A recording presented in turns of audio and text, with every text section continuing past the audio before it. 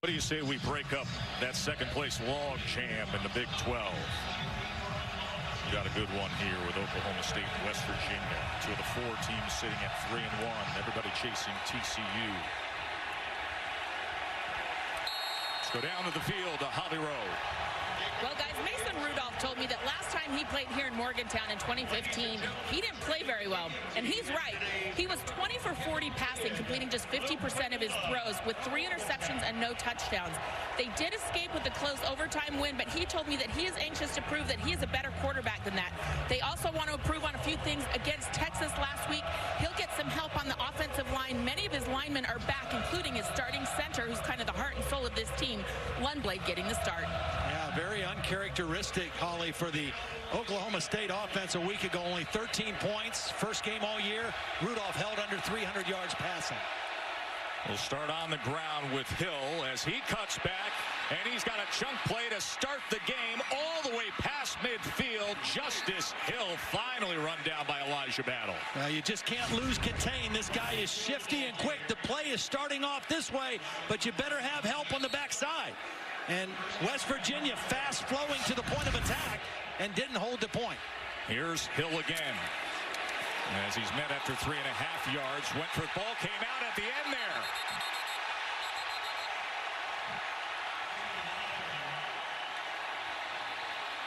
Now West Virginia's Kaiser White fumble. Came away with it. Yeah, that's a fumble. As Hill is down injured, and the turnover happens. It's a fumble recovered by the defense. On play number 2, Kaiser White with the fumble recovery. The play was made by Kaiser White. He knocked the ball out, and then he also recovered it. He came in with the hit from the side, and that ball's out clearly before the runner is down. Justice Hill, still slow getting up, carries the football in the first 2 plays of the game, and a very important part of this Oklahoma State offense. They are so prolific because they have the top quarterback, wide receiver, and running back in Justice Hill in the Big 12 Conference. Went for 38 yards on the first play of the game, and then injured and fumbles on the next carry.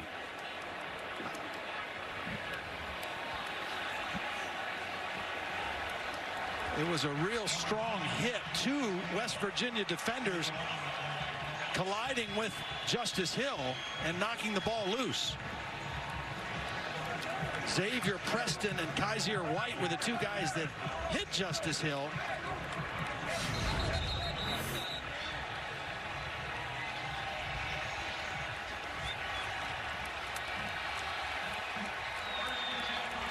So the forced fumble and fumble recovery by Kaiser White, and West Virginia's prolific offense will start things off at the 33-yard line.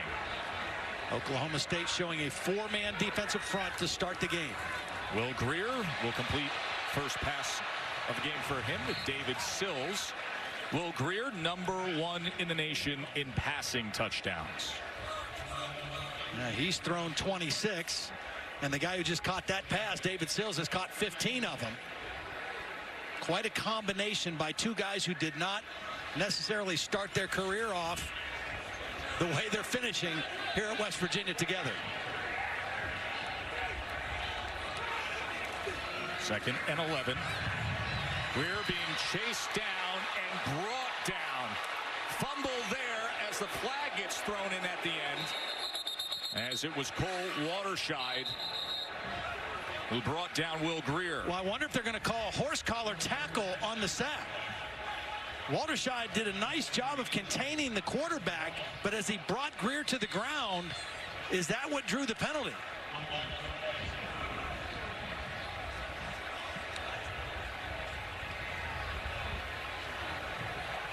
A personal foul, a horse collar tackle on number 82 of the defense. It's a 15-yard penalty and an automatic first down. I mean, I agree with the call, but that's a tough call to go against Waterscheid because he did an outstanding job of maintaining his position on the outside, not letting Greer get to the edge and getting him to the ground. And for those of you who are saying, hold on a second, he's grabbing him right at the nameplate where it says Greer. That is considered a horse collar tackle in college football now. So a first down run by Justin Crawford, who goes for 9 yards. And that's a good sign for West Virginia. The little bounce and the little jump cut by Justin Crawford, who, when he's healthy this year, has been an outstanding weapon in this offense. 2nd and 1. Crawford, late drive, will pick up the first down for West Virginia. Crawford started the season with 5 consecutive games over 100 yards, including 111 against TCU. And the last 2 weeks, he's been banged up a little bit, didn't play well, didn't practice well, but he practiced well this week, and those are 2 good carries to start the game. Crawford again, out of that stack formation, was met by Chad Whitener, senior linebacker, who's the heart and soul of Oklahoma State's defense. Little counter play. Elijah Wellman, the fullback, leading the block in there. As well as West Virginia throws the football, the last 2 years they have run the ball extremely well against Oklahoma State. Greer. And the draw goes nowhere as Darian Daniels was in the backfield. Their draw is a delayed play. It takes time to develop, and that time Daniels just ran right through the left guard, Josh Sills. And heading to the locker room right now is Justice Hill. Was injured at the end of that play. Fumble was recovered by Kaiser White. Now a 3rd and 11 on the ensuing drive.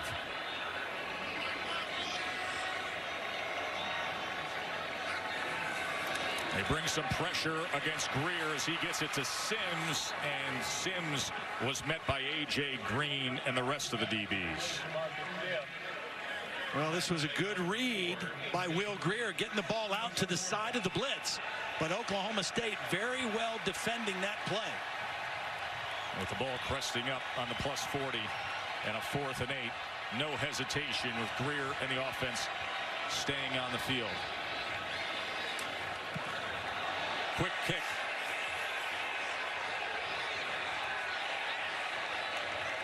And it is down at the 15-yard line by Crawford. We're expecting points. We don't have them yet, but that guy can change it quickly.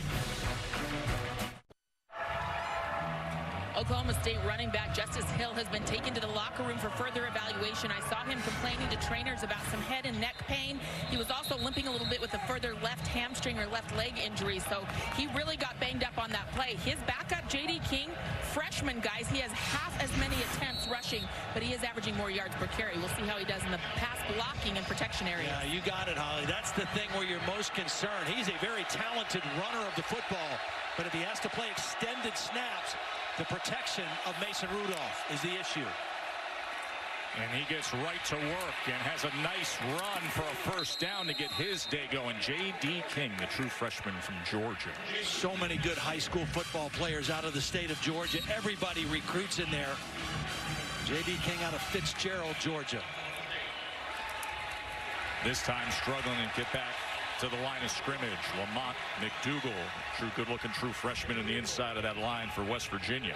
Last week, Texas had a lot of success because of Poona Ford playing the nose tackle. This guy a lot younger, but very talented.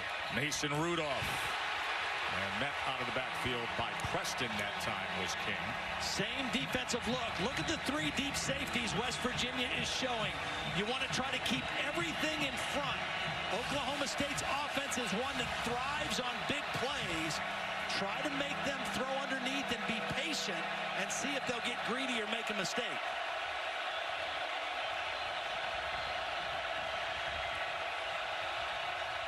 The same look that Texas gave Oklahoma State last week. How will Oklahoma State counter? Looks like a check at the line of scrimmage right now by Rudolph. 3rd and 5 on the ground is King. Lowers the shoulder, ball's out again, and it is recovered by West Virginia. Mike Daniels with the fumble recovery. And I think it was Drayvon Askew-Henry who knocks the ball out this time. Some hard hitting by the safeties of West Virginia. He tried to cover the ball up. It got poked out late. He put both arms around the ball, but it was a late tackle. Actually, it was the middle linebacker, Al-Rashid Benton, who knocked it out. And another big turnover, Joe. The last 2 years, Oklahoma State has beaten West Virginia, and they forced 7 turnovers of West Virginia. So far early in this game, the tables are turned. 2 turnovers by the Cowboys.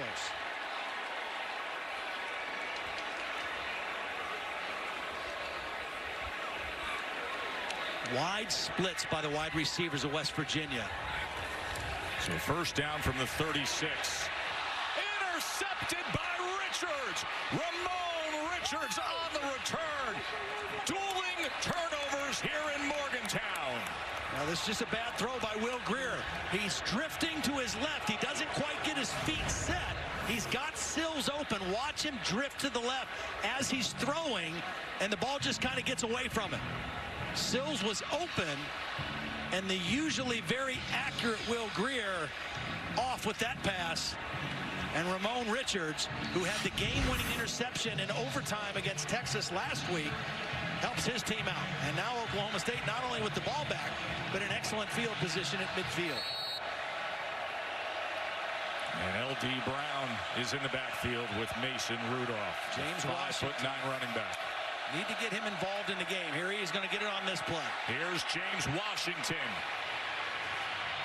And he scoots ahead for a gain of 10 and a first down. I mean, he is their big play wide receiver. They've got a lot of talented receivers, but James Washington, for his career, has been outstanding.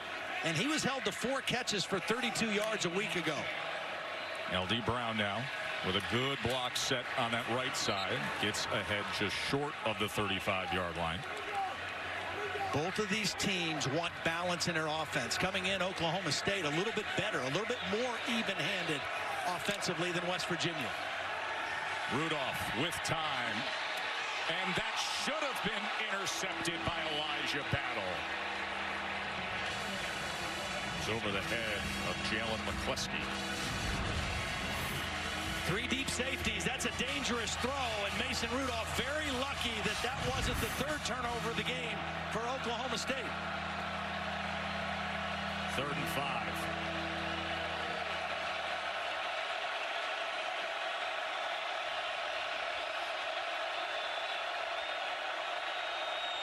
Again, West Virginia showing a look that's going to invite an underneath throw or a run. 3-man front. Play clock. They didn't get it off, Joe. You're right. Oh, they got a timeout called before. A delay of game by number 2 of the offense. A 5-yard penalty. Now they're waving this off. They're going to say the timeout was called first by the sideline. It wasn't Mason Rudolph. It was Mike Gundy on the sideline that got the timeout call. Cooper Castleberry's crew quick to get to him on that. Correction. Oklahoma State calls their first timeout of the half.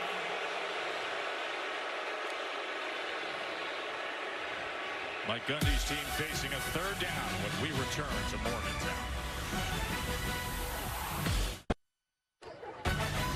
College football on ABC is presented by Kay Jewelers. Kay Jewelers, who would like to remind you that right now it's engagement season. In part by Ford, going further so you can. And Degree Deodorant, it won't let you down. Todd, did you see the 30th annual pumpkin drop yesterday here in West Virginia? No. They get the middle schoolers, the high schoolers. You got to build a protective design and see if you can protect the pumpkin. 400 went off the building. Only 125 survived.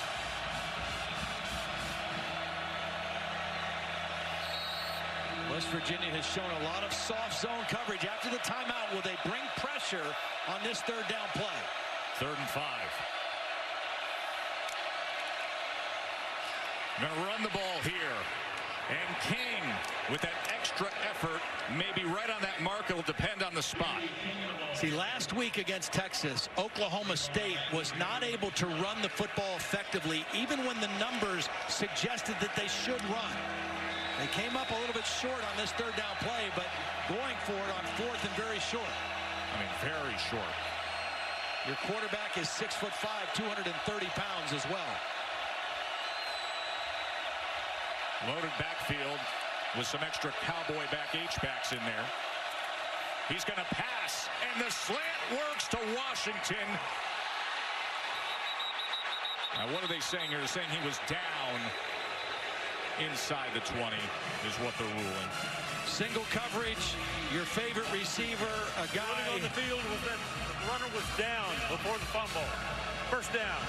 Guy who's leading the Big 12 in receiving yards per game at almost 131 yards and one-on-one coverage. So 13 yards on that 4th and inches. Almost surprised they didn't ask for a measurement on that last play, but unaffected was Mason Rudolph, slinging it to James Washington. The previous play is under further review. They're going to look at the end of this play with Washington. They had ruled that he was down and that the ball was not fumbled.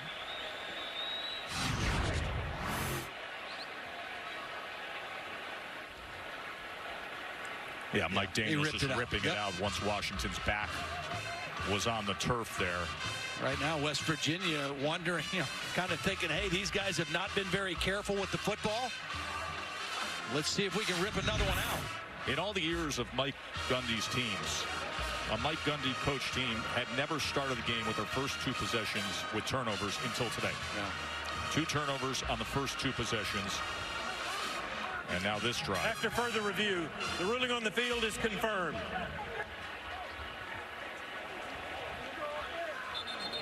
So it was indeed down, easy to see, and it is a first down for Oklahoma State with 4th down conversion.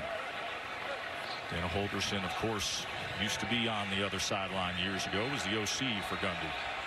The guy to pay attention to in this part of the field,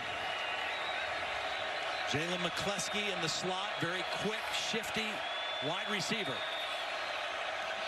Number 2 receiver at the bottom of your screen. As King looking for some help and can't find it. David Long was coming in after him. Now, David Long is a big-time player for this defense. He missed the first 4 games recovering from a knee injury and surgery in the offseason. And he has just gotten more and more comfortable in playing to full speed the last week or so.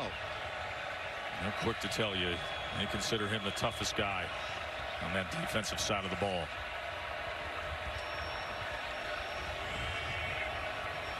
Big 12 crew is looking at the clock for the moment. Please set the game clock to 8:20, 8:20.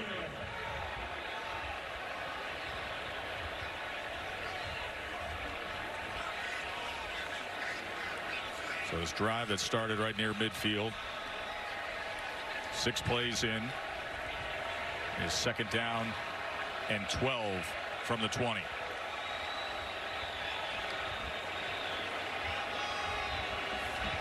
If you're West Virginia, you got to be aware of a quick screen out here to McCleskey this time. They have a trip set to the field, and the inside receiver is Keenan Brown, number 6. He is a tight end. Set the clock at 8:13, 8:13. Yeah, that big boy is typically out there for a purpose. He goes 6'3", 250. Again, both of these offenses very similar. A lot of times that's in the hands of the quarterback. He's going to count numbers. At the north end zone has malfunctioned. A lot of plays are packaged together with runs or passes. And if the numbers say run it, you run it. If not, you get the ball out quickly.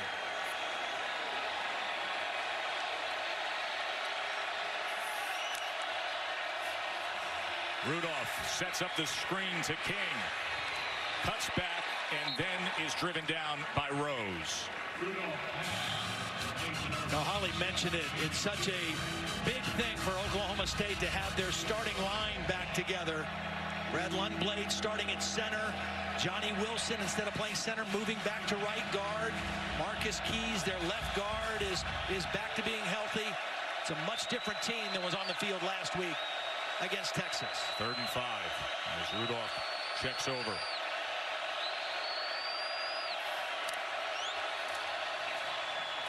And here goes Washington. Touchdown, Oklahoma State.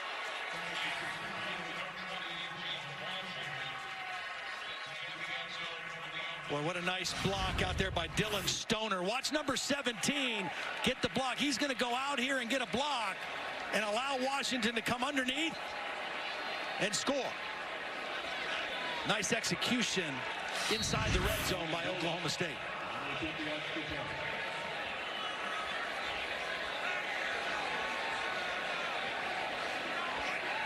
All-America wide receiver. The FBS active career leader in touchdown catches. 7th of the year, 33rd of his magnificent career. 7-0 Pokes.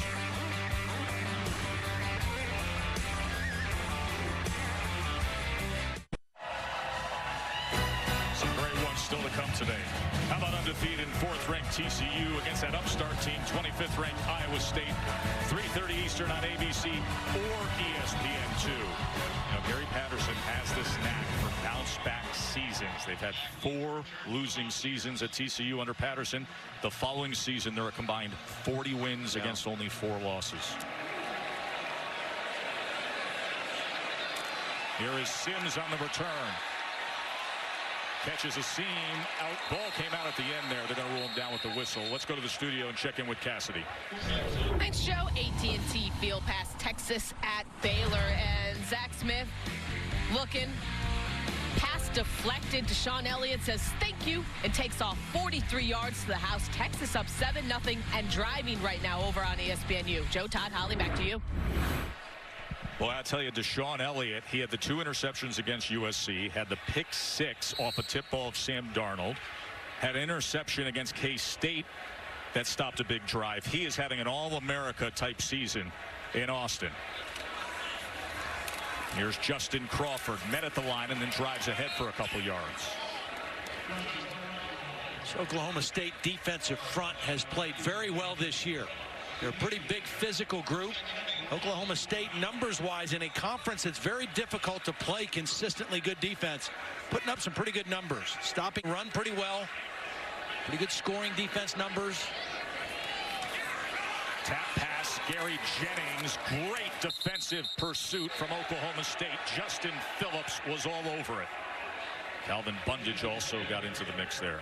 Bundage did a nice job of fighting off the block of Wellman, the fullback. See the top of the helmet there, Todd? Yeah. See those little feathers coming out there? That is one of the interesting stories. We'll talk about that more, but Gary Jennings has bird feathers inside his helmet and sticking out of those holes. Safety blitz now. Greer pressure and a nice effort, but out of bounds was Jennings. So in fall camp, a bird twice scooped down and hit him in attack mode. Now the bird is fine, but a few of the feathers came off. So Jennings has taken the feathers and as a little good luck charm, he sticks them right in the helmet and they poke out of the holes in the helmet. Maybe they'll keep the bird away. Scarecrow effect? Yeah.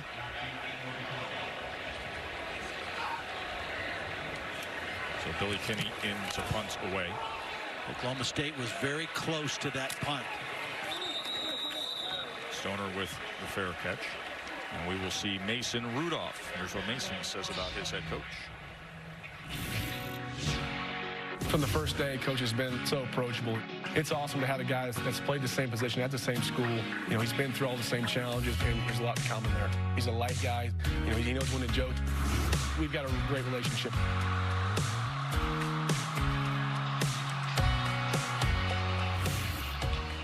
I just don't know if you're a 20-some-year-old quarterback, as you take a look at the records that Mason Rudolph is just chasing and crashing. But if your coach has better abs than you do, I don't think you want to rip your shirt off at a pep rally. I'm just saying. That's incomplete. Holly. I did try to get to the bottom of that. I asked Mason Rudolph if that was his idea, and he said, look, I don't want to throw my coach under the bus, but I will just say that was not my idea. I believe that was Mike Gundy's idea. Yeah. Likes his hair and his abs, I guess. Of course, for those in the younger generation, Mike Gundy was a great quarterback himself. Set many then Big 8 records. Had the most passing yards in the conference. And a couple bowl games leading the way for Oklahoma State back in the 80s. Well, and, you know, we show you all these records that Mason Rudolph is going for, nearly 30 school records already. But the one that means the most to him and to any quarterback is with a win today, he would pass Mike Gundy as the winningest all-time quarterback in Oklahoma State history, and that, at the end of the day, is the bottom line for a quarterback. 28 career wins for Rudolph, now facing a 3rd and 8 in this loud crowd here at Morgantown.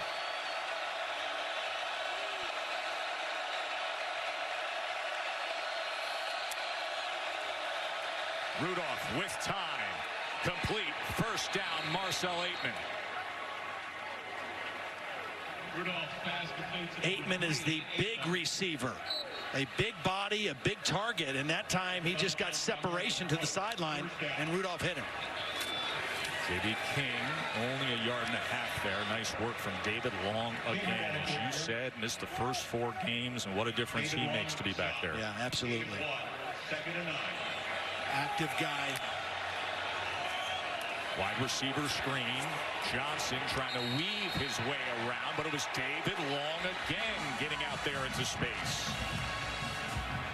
Well, Aitman did his job as the lead blocker. He was tying up his guy, but there was nobody to account for David Long, and that's why the play was for very short gain.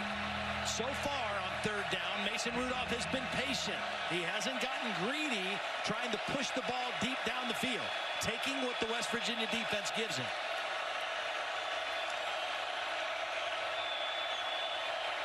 West Virginia has not been able to get pressure on Rudolph so far in the ball game. 3rd and 7. Here's the draw. J.D. King is going to get it, and a whole lot more, plus hand out a little punishment to Kenny Robinson. See, when they show a 3-man front and 8 guys preparing to drop in coverage with defensive back-type bodies, you have to run the football. You have 5 linemen blocking. Rudolph downfield looking for Washington. Incomplete as it was floating in the end zone. And White was looking for another turnover. When you have opportunities like this, if Mason Rudolph is going to throw a ball up like this, you have to come away with the turnover. That's 2 balls in the first quarter that Mason Rudolph has thrown where he should not have thrown it. And West Virginia not able to capitalize. Yes, they have 2 turnovers, but they could very easily have 4 at this point. Kaiser White had the forced fumble and fumble recovery early on today. They're too explosive offensively to not capitalize. Delay with L.D. Brown. Nothing happening there. You see David Long trying to rip that ball out.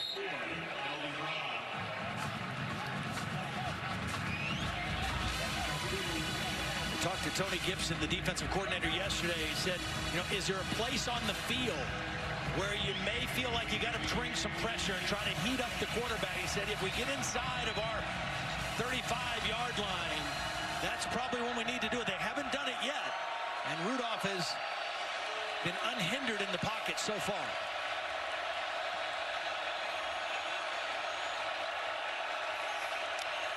Third and 8, they bring a little bit of pressure. Rudolph gets rid of it and gets it complete for a first down to Chris Lacey. It's a good read by Rudolph and a great block by his running back. Remember, they're playing without Justice Hill. That time, beautiful blitz pickup by the backup running back to allow the throw. Quickly right to the line.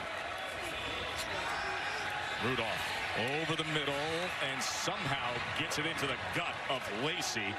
Lacey had Askew Henry right on top of him.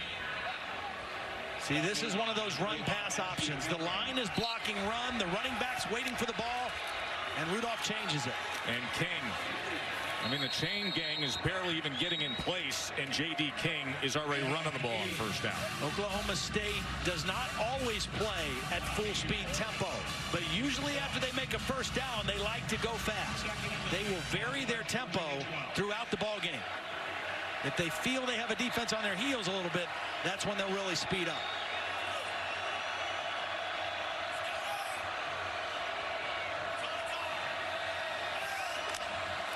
Second and 9. King with a seam inside the 5 and ridden down at about the 3-yard line. That should make for a first and goal, Oklahoma State. J.D. King, the true freshman, getting a lot of work early on as Justice Hill was hurt and injured on the second play of the game. So far, again, you see the advantage of having their offensive line back together. Much better running the football so far in this game than they'd had last week against Texas.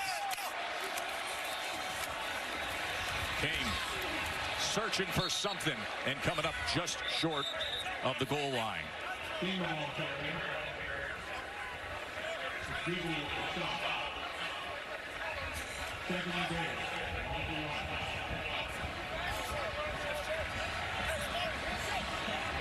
Second and goal.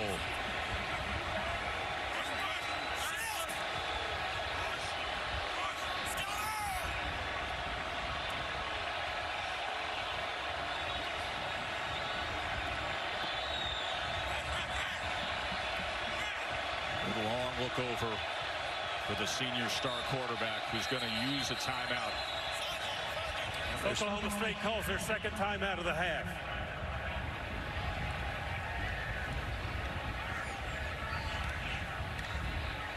Looking to go up 2 touchdowns here. Second and goal when we come back.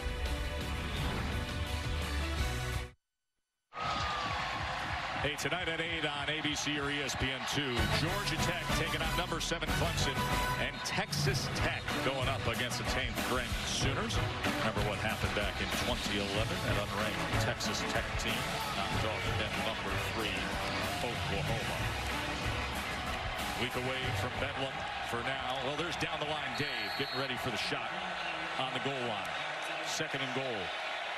What a difference. Rudolph. What a difference a week makes for the Oklahoma State running game. He's going to keep, and he's going to score. Mason Rudolph's 7th rushing touchdown of the season. Well, everything is saying we're running this ball with 2 fullbacks to the left. A nice read by Rudolph. Watch, everything looks like the run is going here. Good fake by Rudolph. Get that defense flowing, and then use that big body to get the ball across the goal line. A week ago against Texas, Oklahoma State averaged 1.3 yards per carry. So far in the first quarter, they're over 7 yards per carry without their best running back. That is blocked. First missed PAT for Matt Amendola.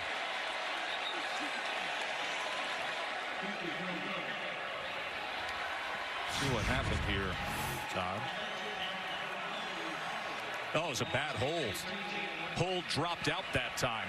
That ball almost went underneath the lineman's legs. Watch Zach Seiner. Oh, boy, yeah. He lost his pressure of that left hand. Let's go to the studio. Check in with Cassidy. Thanks, Joe. Jersey Mike's a performance above. Michigan coming off their loss to Penn State, hosting Rutgers. And Ty Isaac, they would bring it all the way down to the 1 to set up a touchdown, capping off a 13-play, 80-yard drive. But Rutgers just tied it up at 7-7 in the second. Joe, Todd, Holly, back to you guys. All right, thank you, Cassidy. Going to keep us updated on a very busy day in college football. 13-0 after the missed PAT. Let's go down to the field to Holly. Well, let's now take a look at our Wells Fargo Innovations of Better. West Virginia is doing a great job here putting together all of their recovery information. Let me show you this video.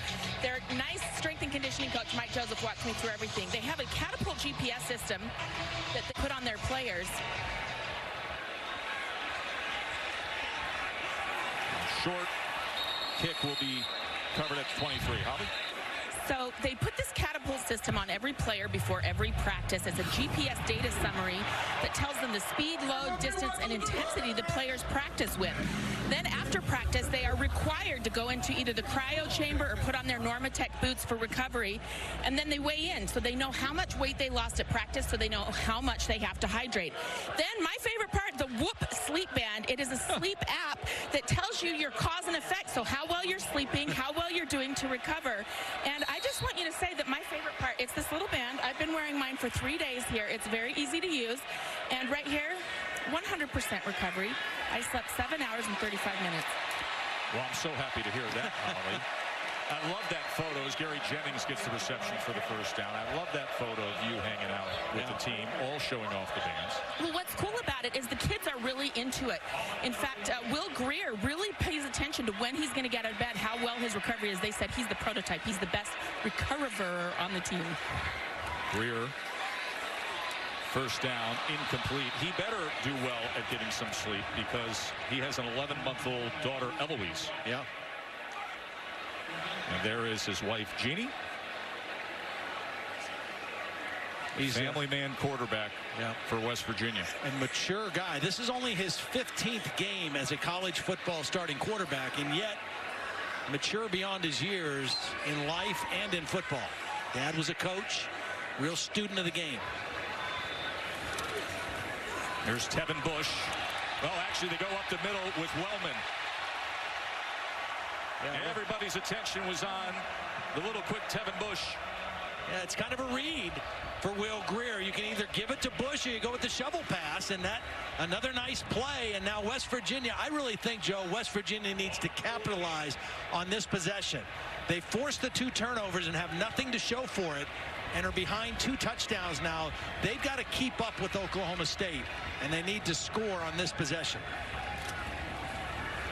Greer on first down, looking for Sills, and right into the hands of David Sills. Well, perfect throw by Will Greer out over the outside shoulder. Impossible to defend.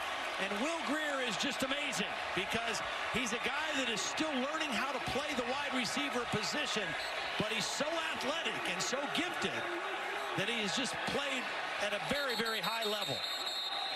So a little momentum here as the first quarter comes to an end, just when they need it. A 40-yard toss to David Sills after Rudolph threw a touchdown and ran a touchdown for Oklahoma State. College football presented by K Jewelers will continue after this message and a word from our ABC stations. Well, there is Pat White, Steve Slayton, Owen Schmidt, all the guys from the 2007 West Virginia team. Of course, that team went on to beat Oklahoma in the Fiesta Bowl. Had a chance to play for it all in the BCS championship.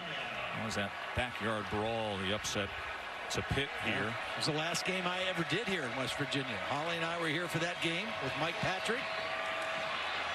Pat White got hurt in that ball game. Felt so bad for my partner, Mike Patrick. He was a huge, huge West Virginia fan from West Virginia, and he had to call it straight down the middle, but it just broke his heart. That was a great team. What talent they had. Boy, they were. Rich Rodriguez, the head coach for that team. McCoy again. Second down. It'll be 3rd and short. Speaking of pretty talented West Virginia quarterbacks, the guy that just popped in here was Jeff Hostetler to say hi. We were teammates at Penn State, and then Jeff transferred down here to West Virginia, had a great career. Went on to the New York Giants and the Oakland Raiders. 3rd and 2. Greer, can he get free? Ball came out as he was trying to turn the corner as Trey Flowers was staying with him. Well, we saw Mason Rudolph go with the play fake and get the ball in the end zone. That time, Trey Flowers. A fumble that went forward and out of bounds. By rule, it is placed at the spot of the fumble. Trey Flowers did a nice job of not allowing Will Greer to get to the edge. Knocks that ball out. Greer pretty lucky that the ball went out of bounds. Well, we have not seen very good ball security in this first part of the football game. Both teams careless with it. Not at all. Now West Virginia has to get points here.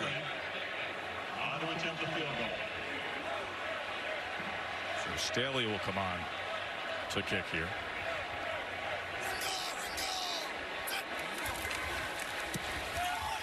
A 23-yard field goal. Put West Virginia on the board. Of course, we invite you to kick off your Week 8 Sunday NFL Countdown at 10 a.m. Eastern on ESPN. You got the great crew with Sam Ponder leading the way. And inside look all access with Carson Wentz. The Eagles are looking sharp. And then Week 8 Monday Night Football at Arrowhead. Broncos in the first place. Chiefs Monday Night Countdown will kick things off with our coverage at 6 Eastern. We're here with Mike Gundy, who, of course, is known for his mullet hairstyle. And, you know, we've got us thinking the NFL guys, how would they look with the mullet? And it's Gruden on the left. I mean, wow. Ryan may look pretty decent there with the mullet, actually. But how about John Gruden if he went with the Mike Gundy look there, Blackledge? I think he could make it work. Yeah, I think he could make it work. There's a guy with the unique West Virginia version of it. And then this guy, Mike Gundy, who has been just outstanding every which way in his 13 years. They've reached the AP top 10 in 8 different seasons, now sitting at number 11 and trying to stay in the mix for the college football playoff. As Johnson will return this from the 3. You know, Joe, for this Oklahoma State offense, James Washington, one of the premier players in all of college football. Last week, only 4 catches, 32 yards. They had to get him involved earlier, so they started that last possession, giving it to him on the reverse. Not a lot of yards, but get his feet wet, get him in the game. Then on 4th and 1, they go to him, and then they go to him again to get the touchdown. He's too good of a player and too important to your offense to not get going early in this football game, coming off of a very subpar game a week ago against Texas. Smart coaching, getting him the football early.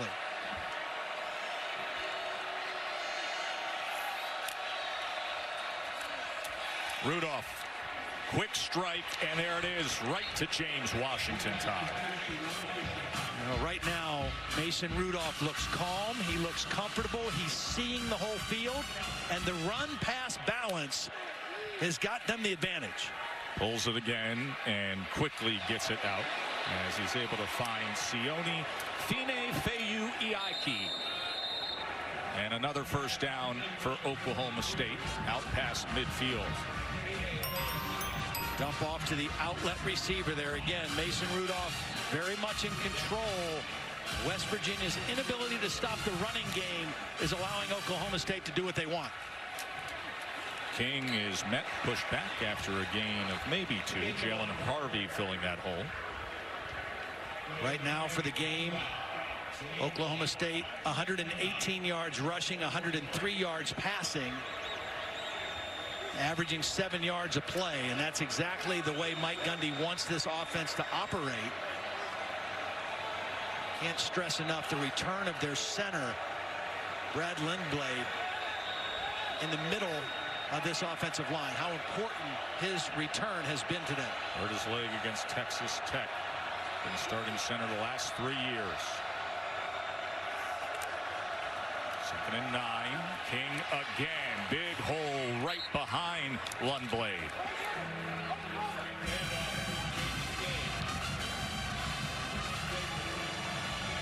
Leads him a 3rd and 2. Look at how quickly they set up shop and get that snap off. Rudolph chooses his decision of Stoner for another first down. And he's sitting back and say, which way should I go? Yeah, poor David Long. He didn't know where the ball was. David Long was looking inside and looking around for the football. Next thing he knew, he threw it past his ear out to another outlet receiver. Rudolph is in form early here. J.D. King just wrapped up by David Long. The thing that I'm seeing out of him that I didn't see last week watching the film of the Texas game. Last week he got frustrated. He got flustered and frustrated by Texas and the coverages they were playing because he couldn't throw the ball downfield. Tonight, he looks very patient. He's just taking the dump-offs, taking the underneath throws, knowing that it's all about moving the football. And now here they are again, nearing the red zone. Subbed out receivers and the back. It's L.D. Brown now on 2nd and 5, flanking Mason Rudolph. And the delay to Brown, as it'll make for a 3rd and a long one. Benton with the tackle. You know, Holly did that report on the recovery program that West Virginia has. The reason that's so critical, in their game a week ago against Baylor in Waco, they had 6 starters on their defense, played every snap, 88 snaps. And already they've played 35 snaps in this game. So this is a lot of stress to put on your defensive starters when they can't get off the field. 3rd and 1.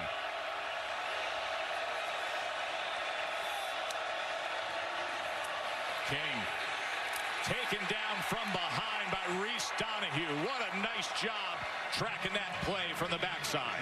Outstanding play right when they needed it. Donahue had his first career sack a week ago in Waco. And Xavier Preston, who still hasn't gotten up after that play.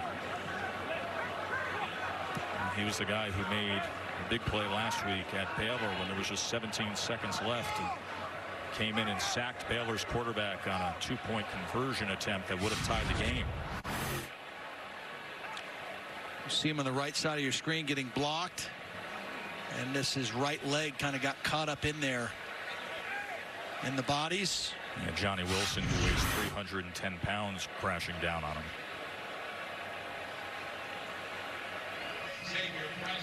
So Preston able to walk off. That's a good sign.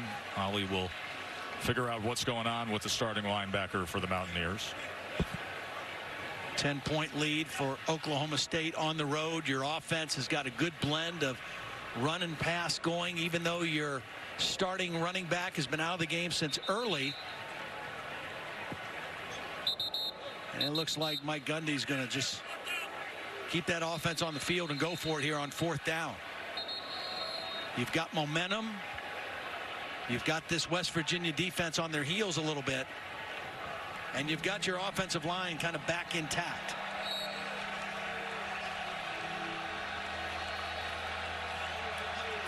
Fourth and 2. Full backfield with Rudolph and King. Last time they were in this full backfield, Rudolph kept the football and scored a touchdown.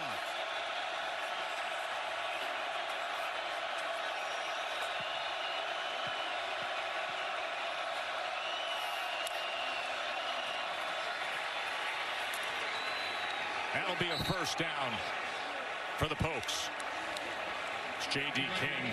They shifted over to a stack formation on the left side, and he just went behind that big plow. Well, Mike Gundy not even skipping a beat with the 4th down conversion. No, I think right now he feels great about his offensive line. He feels great that his quarterback is not forcing the issue. That's an interesting mark they gave there, Todd. At the end of that play, as you saw King's body roll forward, but now the mark is going to force them to bring the chains out.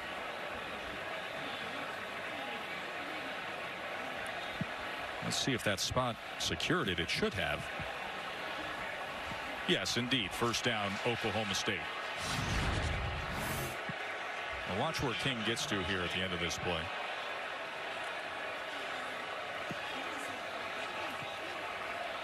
He's not even not down yet. He's down right now. His knee is down right there, exactly. Well beyond the mark that we had, which isn't always exactly the right one. So it was a well-earned first down for Rudolph and the Cowboys.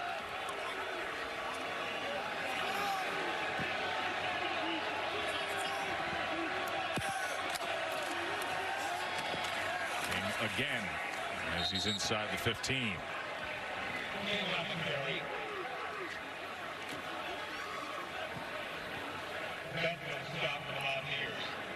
Justice Hill got knocked out of the game on the first possession, and it has been a steady diet of the true freshman running back J.D. King.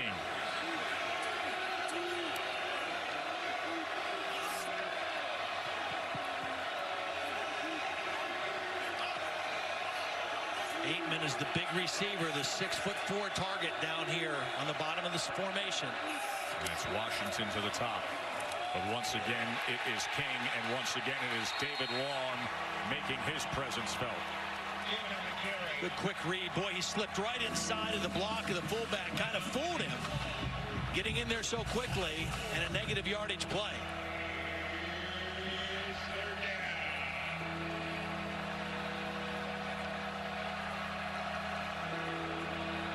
Because of that negative yardage play, it takes the run a little bit out of the equation here for Oklahoma State on this 3rd down play, because it's not 3rd and 4 or 5, it's 3rd down and 11.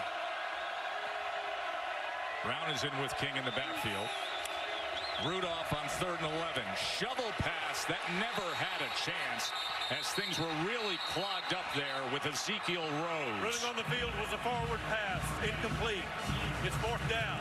It's a good defensive stand by the Mountaineers. They got the negative play on 3rd down, on 2nd down, forcing 3rd and long, and then they just kind of blew this play up. before it had a chance.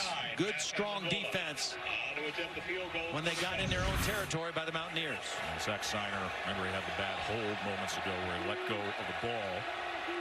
Amendola now on with the 35-yard attempt.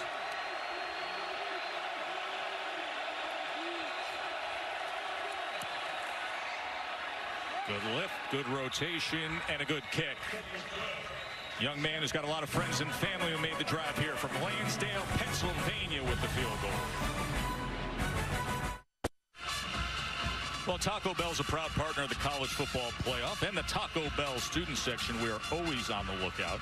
And when you come to Morgantown, West Virginia, look no further than this guy in the student section. Now, I know there's jean shorts that you call jorts. We've seen those in the SEC. But you mix them with the overalls, Blackledge. And what do we have here? And why does he only have one strap? Just go ahead and strap the other one. We don't need to see.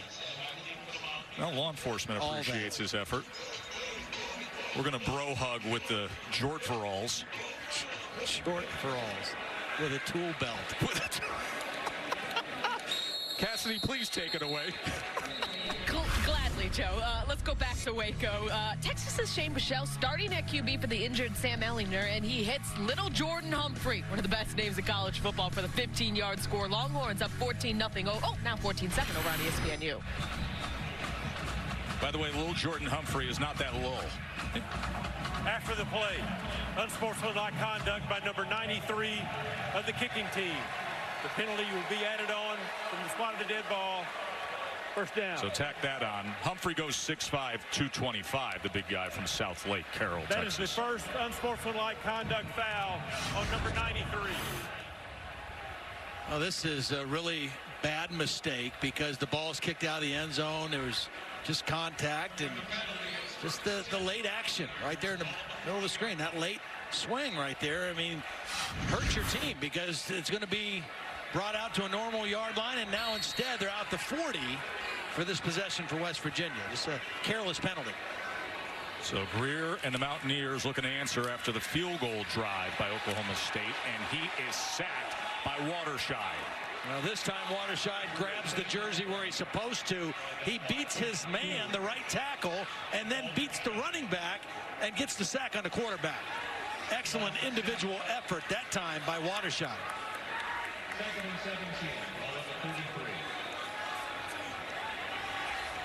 Only 11 yards rushing, taking that sack yardage out for West Virginia today. Not the kind of balance they need. Here's Tevin Bush. He is quick in space, but he couldn't break through the two defenders, and A.J. Green came up with the tackle. Tevin Bush is just 5'6", $170, the true freshman from New Orleans. He's got some make-you-miss ability, but so far, Oklahoma State has done a nice job on their perimeter defense. Nothing has gotten outside of them for a big run. And now facing a 3rd and 11. David Sills, one of the things that makes him valuable is his ability to play inside and outside. He's in the slot now at the top of the screen. They only bring 3 against Greer. A lot of time downfield and incomplete. And West Virginia will be punting. 3 rushers. That means 8 dropping in coverage. 3rd and long. That's hard for any quarterback. Hard to find holes in a defense with 8 defenders to get the ball downfield. So Billy Kinney on for his 3rd punt of the day. West Virginia 0 for 4 on 3rd downs. Directional effort, but it takes a retreat on the bounce. So just a 22-yard punt from Billy Kinney, the local product from here in Morgantown. College football on ABC, presented by Kay Jewelers, is brought to you by Pacific Life. Experience the power of Pacific. And Buick, proud partner of the NCAA. Well, it was Mountaineer week here this week, and unfortunately the Mountaineer took a hit this week when he was suspended after a DUI. DUI and reckless driving charge. So they have to go to the bench. There is an alternate. Trevor is filling in. He said, I've been the alternate since April, been growing that beard, but you know you have depth in your football program when you have to go to the bench for a beard. And the Mountaineers doing a great job today. There is Trevor. He was very excited. We watched him come out to fill in, get his shot here. He's an accounting major from Elkins, West Virginia. J.D. King lowering the shoulder, upended by Stewart. This was moments ago. Dana Holgerson in this 13-point hole, trying to fire up his squad. He's staying in his 7th year here in Morgantown. Had the success early on with the Orange Bowl win back in 2011. By number 17 of the offense. It's a 5-yard penalty, and it's still 2nd down. Well, I think Dana knows that his offense is going to have to keep pace. You know, we expected this to be a shootout. Regardless of the weather, it was going to be a high-scoring, potentially a high-scoring affair. But so far, the West Virginia offense has not matched Mason Rudolph and the Oklahoma State offense. As it is now raining here in Morgantown. And this guy's been raining down on opposing defenses all year long. Mason Rudolph, as he gives again to King, who is driven back by Al-Rashid Benton, the senior from Newark, New Jersey. See, the big difference with Oklahoma State, a week ago against Texas, they only averaged 2.9 yards per carry. Could not run the ball consistently. Today, they're over 5 yards per carry. And if West Virginia has to commit extra bodies to the line of scrimmage to stop the run, that leaves more one-on-one opportunities downfield for these dangerous receivers. This defense needs a stop right now. 3rd and 9.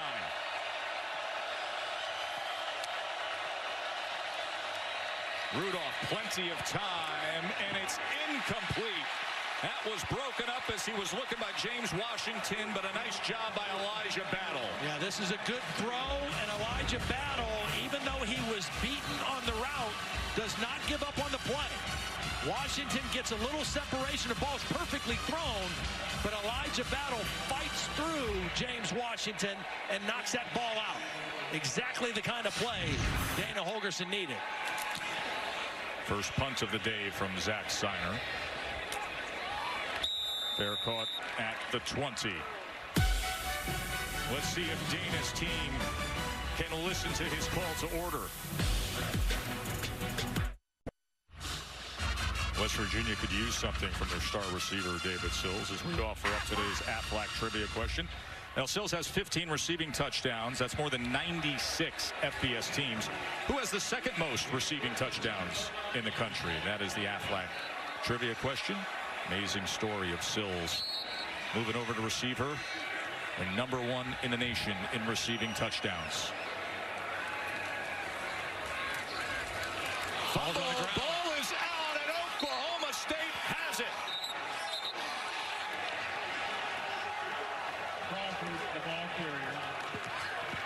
That is Bakari coming up with it. Running on the field is the fumble, recovered by the defense. Jordan Brailford from the backside is the guy who knocked the ball out. Justin Crawford's eyes were looking ahead, and Brailford from behind knocks the ball out. And again, poor ball security. We've seen it the entire first half, and this one really hurts Dana Holgerson's team. In a drive that we said during commercial had to be something that produced points for West Virginia before halftime. All of a sudden now, their defense with their back against the wall in a sudden change situation. It was only moments ago that Holgerson was imploring his troops. Something's got to change. It just went the other way. Delay now for J.D. King as he gets free, and it just got worse for West Virginia.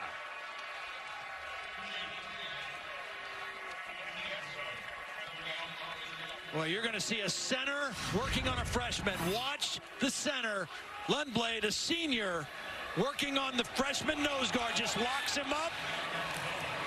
And that's exactly where J.D. King ran, right behind that senior center for a costly and important touchdown for Oklahoma State. Taking advantage of the turnovers. West Virginia not able to. Oklahoma State capitalizing. It all started with the 300-pounder, Taj Bakari. Ball came out. And Big Taj said, "That's all mine." And then the 20-yard touchdown run by the true freshman J.D. King.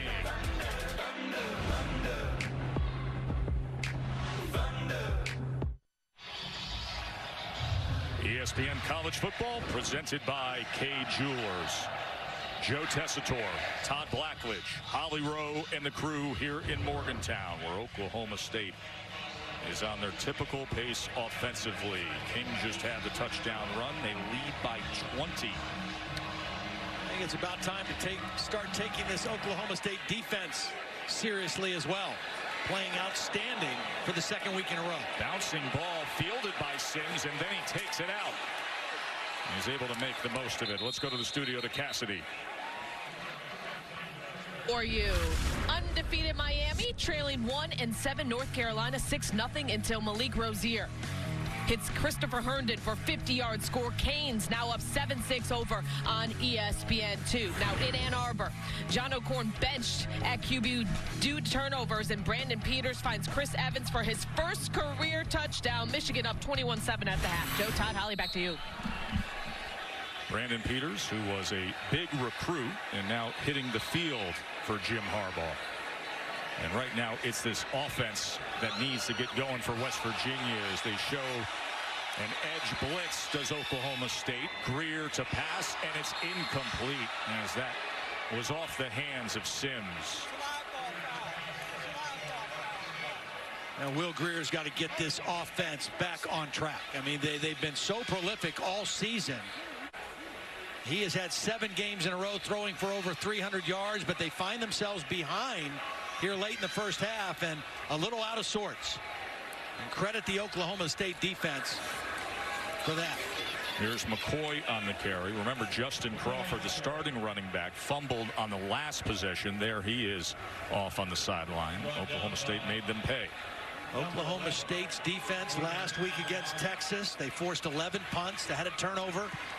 They forced a couple turnovers today, and they've held this West Virginia offense to only a field goal. Here's an edge blitz from the other side now. Greer, incomplete. And Glenn Spencer's defense is playing some good ball here in Morgantown. The other thing they did really well a week ago, they held Texas to 3 for 17 on third down. West Virginia in the first half 0 for 5. There is Glenn, his 10th year at Oklahoma State. Well-respected defensive mind. They've only allowed 4 touchdown passes this entire year. Kinney, see if he can do better. Took a bad bounce last time. This time fielded just near the 30 by Stoner. Holly. Well, I spoke with Glenn Spencer before the game about his defense and their attitude this week, and he actually sent a clip from a movie, an old General Patton movie that talked about glory is fleeting. He didn't want their guys to be so caught up on winning the game last week in overtime with the defensive interception that they weren't preparing right and realizing this is a new ball game, a new clock, a new set of circumstances. So he sent that clip out to all his kids. He said, I was a little worried. Not a lot of kids knew who General Patton was, but he went to World War II to let them know glory is fleeting. You got to get back and be ready to play this week. Glenn must like the movie clips because before the Texas game, he showed him a clip from The Legend of Bagger Vance, which is an even more unknown character than General Patton. Really? He must like the movie motivational method. Bagger Vance and Patton are really stretching the spectrum of movies there. King tackled by Long. Now, Long has done his part today, Todd. He's played well. You know, the more confident he gets with the knee, the faster he plays, and he's playing the best as he's played all season. Last week he was good. This week he's even better. But this defense has been on the field too much. 45 plays Oklahoma State has run here in the first half. They're not even playing fast. Total yards to only 88 for West Virginia.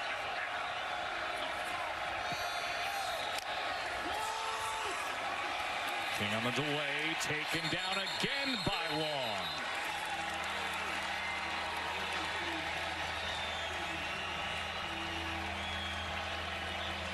Capital One halftime report. is coming up.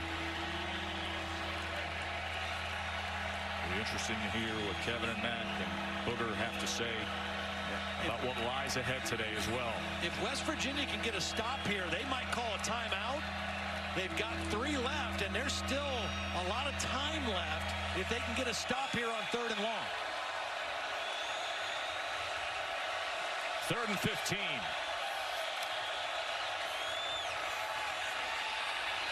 To the left side, and they'll be punting from there. 2.5 minutes before the half as Benton and White had the tackle. Holly, what can you tell us with the injury updates? You know, West Virginia's doing a nice job defensively, and that's been without Xavier Preston, who's been on the sideline. They've been evaluating him in the medical tent for a right knee injury. Also, keep in mind, boundary safety Toyas Avery has not played in this game, so several guys in the secondary and defensive backfield have had to be shifted to new positions. Kenny Robinson, Drayvon Askew, Henry, these guys are doing a nice job later in this second quarter. Zach Seiner, interesting character to punt here. That's a low line drive fielded by the up man, David Sills, at the 40. You know, many connections between these two schools and these staffs take you back to 2010. Dana Holgerson was the offensive coordinator, of course now the head coach here at West Virginia, but they put up incredible numbers on that 2010 Oklahoma State team. They had a star receiver, Justin Blackman, who led the country with 20 touchdown receptions.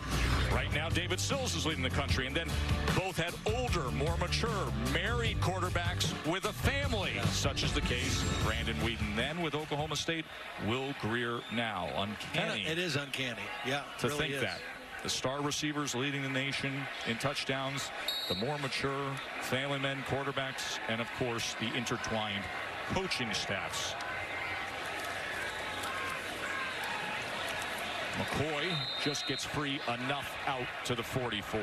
West Virginia with all 3 timeouts, and they'll get the ball to start the 3rd quarter. I think this is a critical possession to get points before they go to the locker room.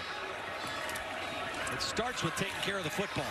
McCoy again darting ahead for a first down to midfield. We asked you, Sills leads the nation in touchdown catches with 15. Who's second?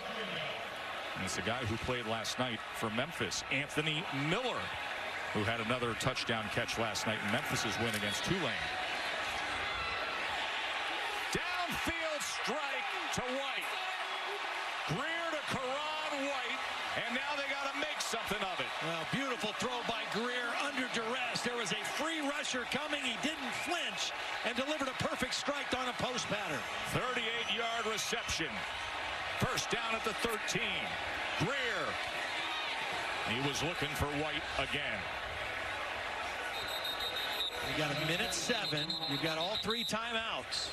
You can take your time here with the clock stopped on the incomplete.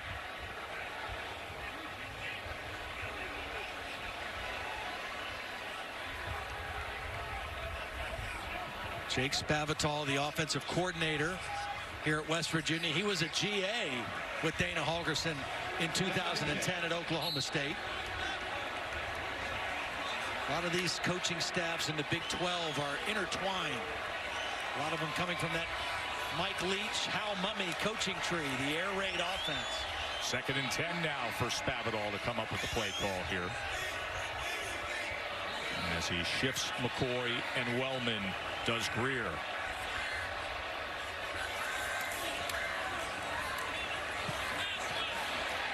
And he's going to check down to McCoy.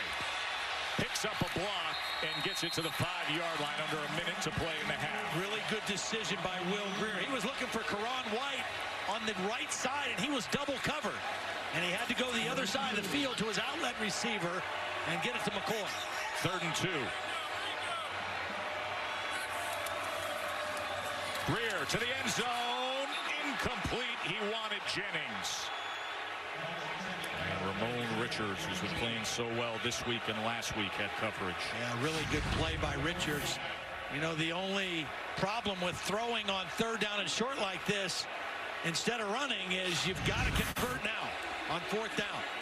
So here we go. Boy, do they need it. 4th and 2. A run formation with the fullback Wellman and McCoy in the backfield. 4th and 2. McCoy. First and goal, Mountaineers. Second effort by McCoy. Fighting through the pile. He wanted the touchdown, but he got the much-needed first down. Number 3 timeouts remain. Clock stops with the first down for the moment. Not sure why they wouldn't have just used a timeout there right now. Quick strike incomplete. Flag comes in.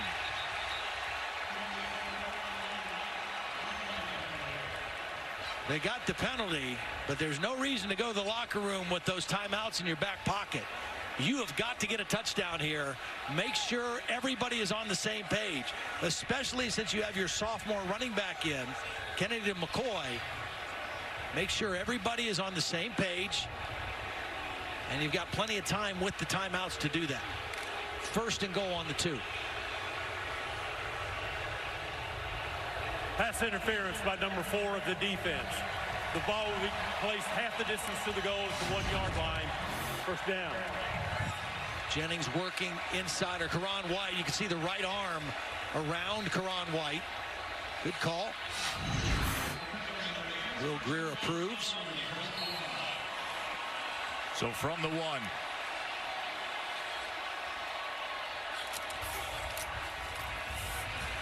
McCoy, after nearly struggling to get a hand on it, he brings it across the goal line.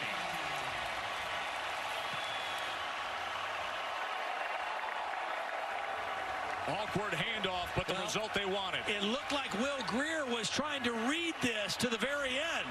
He was thinking about pulling this football, and that's why it almost got out of the way. But McCoy did a nice job of maintaining possession and getting the ball in the end zone. And boy, did they need that, Todd. Again, they'll get the ball to start the 3rd quarter. They were way behind Texas Tech a couple weeks ago. And so playing from behind, not that hard for West Virginia, but much needed points there. Let's take a look at the touchdown again.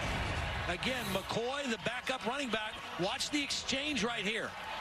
Will Greer is going to read this and keep that ball in the stomach as long as he can, and almost tried to pull it out, and it got on the hip of McCoy. And credit McCoy for hanging on to that football. He did not have his hand on the football. His elbow was pressing the football against his hip, then finally got his hand on it. I think Will Greer was trying to pull that football to keep it, and McCoy was able to maintain possession. Ollie?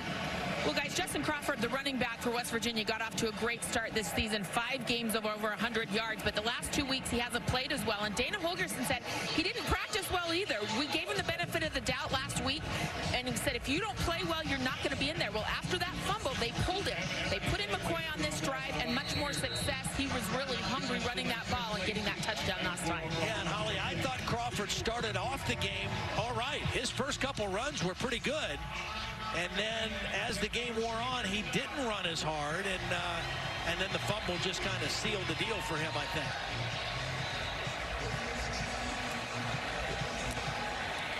There's a squib, and it's free, and then finally picked up by Lacey. That was rolling around as a live ball. Let's go to Cassidy in the studio. Thanks, Joe. Virginia and Pitt, and watch this run by Quadri Henderson. No one even comes close to wrapping him up, and he breaks off a 75-yard punt return. Panthers right now up 21-0 in the second. Joe, Todd, Holly, back to you guys. Cassidy, that's what happens, Todd, when you're named the Squirrel, right? Quadri Henderson, a little 5'8" player for Pitt who's just outstanding. They call him the Squirrel.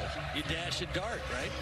He is just an electric open field runner. All-American kick returner, was grossly under-recruited coming out of Delaware. He has been a star for Pitt.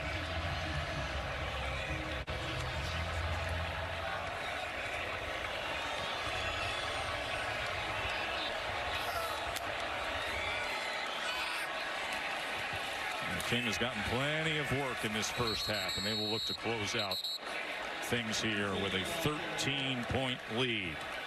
West Virginia is going to get the ball to start the second half. It's the end of the second quarter. Dana's squad finally got it in at the end there. Capital One halftime report is still coming up after after these messages. And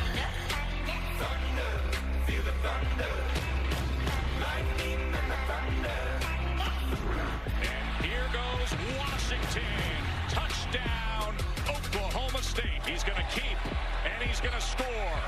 Mason Rudolph's 7th rushing touchdown. J.D. King as he gets free, and it just got worse for West Virginia. McCoy struggling to get a hand on it. He brings it across the goal line. We welcome you back to ESPN College Football, presented by K Jewelers. West Virginia got that McCoy touchdown run to close it to 13, but it was all Oklahoma State, 23-10, the number 11 team in the country on top. West Virginia to start things off here. Joe Tessitore and Todd Blackledge with you. 164-30 was the rushing edge for Oklahoma State. Well, and that's usually a recipe for success for Oklahoma State. The other thing that stood out to me, both teams forced 2 turnovers, some careless handling of the football, but Oklahoma State took those and turned them into 14 points. West Virginia didn't capitalize for any points on those 2 turnovers. West Virginia also struggled on 3rd down. They were 0 for 6. And then, of course, the big play is always a factor with Oklahoma State. They had a 10-4 edge in plays over 10 yards long. See if West Virginia can build on the momentum right before the half of getting a touchdown.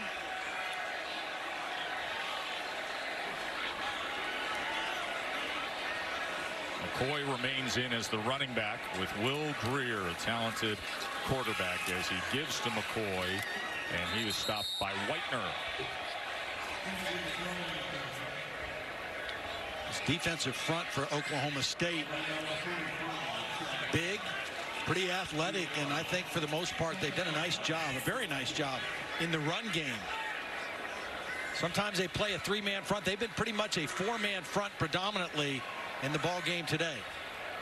2nd and 9, tap pass to Bush. And he cannot go anywhere. Tackled for a loss by Phillips. Holly? West Virginia coach Dana Holgerson told me that it was crucial to get some momentum and get a score going into the half. He said, we've been here before, though, against this team. He said, we know we can move the ball and score against them, but still, that was a big momentum booster score going in at the half. Yeah. Remember, they trailed 17-2 the last time Oklahoma State played here, so they have indeed been here before. They forced overtime that time. Here's their chance to improve their 3rd down production. 3rd and 10 right out of the locker room.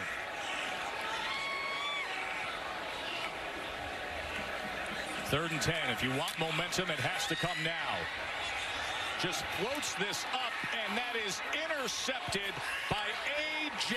Green. Marcus Sims looked like he didn't think the ball was coming to him. Will Greer is getting rid of the football because there's a blitz. We have not seen many blitzes in man coverage, and Marcus Sims takes off. The ball's to him. He doesn't even look for the ball. He thought he was clearing out, and by the time he did look back, it was over him and intercepted. Normally, you want your wide receiver to at least make a play on the ball and prevent an interception, if nothing else. Yeah, Greer, who's number 5 in the country in passing efficiency, now with his 2nd interception thrown today. Spencer has not called many blitzes today. That time he gambles with it and goes with it on 3rd down and 10, and it pays off. They force Will Greer into a mistake and another turnover in the ball game. Remember, the last 2 years, 7 turnovers West Virginia's committed against Oklahoma State. Cowboys won both of those games. Rudolph, pitch and catch to James Washington. They've hit a lot of out routes. Inside technique, that's what Mason Rudolph is reading. The corners are off, playing inside technique, and that's an easy throw and catch for a quarterback the caliber of Mason Rudolph. Washington with 54 yards receiving today. Just under 700 away from becoming the Big 12's all-time career leader. J.D. King continues a good day. He is over 100 yards rushing. The true freshman who stepped in after Justice Hill was injured on the 2nd play of the game. Yeah, it was nice, though, at halftime. You should see there's Justice Hill. He's back on the sideline, helmet on. if he's going to play at all or not, but it is good to see him over there on the sideline moving around all right. J.D. King is carrying the load. As the rain continues to come down here in Morgantown, a 2nd and 5 as Mason Rudolph checks at the line. Al-Rashid Benton, those big eyes looking for a stop here. As King kept his balance and has another first down for the Cowboys. See, as long as West Virginia is going to try to play pass coverage first and run defensive second, and Oklahoma State is going to continue to try to run the football, even on downs that would suggest pass, because the numbers favor the run. And right now, between the running of King and the blocking of those 5 guys up front, it's paying off for him. Rudolph, Stoner, 1st and goal, pokes. He just makes it look so easy. Again, the play action, you have to respect the run fake, and the linebackers sucked up too far, and an easy throw. And King to the 5-yard line. He's 2nd and goal from there. Mason Rudolph has shown patience today. He got a little flustered last week in Austin, but this week in this game he is just taking what West Virginia allows him to throw. He's made good checks in the run game, and he's taken the safe throws and hit the big ones when they're there. Has not tried to force the issue. To the end zone, and that was a little too high for McCleskey.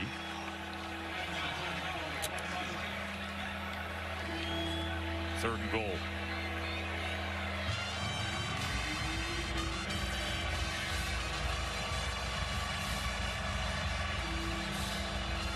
Number 1 quarterback in the country in passing yards per game, but he has been able to lean on the running game today and just manage things. Kenny capped this drive to start their 2nd half with 7.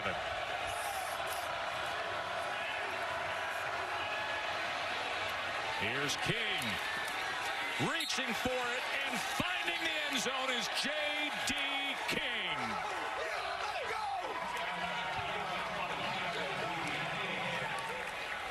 A nice read by Mason Rudolph. Again, looking to the right of the formation. He wants to throw this ball right. It's not there. He doesn't lose his composure, steps up in the pocket, hits his outlet, and J.D. King with an instinctive play to reach this ball back for the pylon.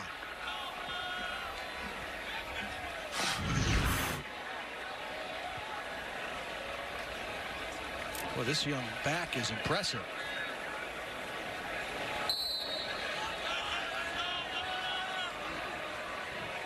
More and more records are falling by way of Mason Rudolph and his arm. 76 career touchdown passes now. He passes Brandon Whedon. That's the school record for Oklahoma State, up 20 on the road.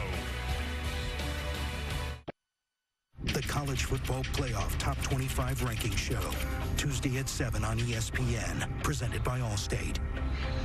I look forward to that as we look at the college football rankings brought to you by PlayStation. Todd, you know that these Cowboys sit just beyond their rivals outside the top 10, but Bedlam comes next week. Yeah, early. Earliest since 2004 that they've playing on November 4th. And we wondered if there would be any look ahead out of this Oklahoma State team because of that.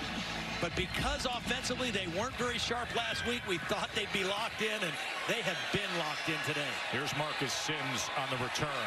Grabs a nice crease out past the 35-yard line. Let's look at our Pacific Life game summary. And really, it's a case of capitalizing on turnovers. Oklahoma State has forced 3. They've converted it into 21 points. It's been a combination of salty defense and opportunistic offense and a pretty powerful running game behind a backup running back, freshman J.D. King. There's a flag that came in late after that 37-yard return by Sims, so they will walk this ball back. Last year when these teams met in Stillwater, Oklahoma State forced 3 turnovers, converted to 17 points, and that was the difference in the game. And right now, their ability to force turnovers and make them pay for those turnovers is the difference in the game here in Morgantown. And now Greer, the Mountaineers have to dig out of a big hole here. They were down by 18 against Texas Tech. And Greer threw 4 touchdown passes in the second half to win that game.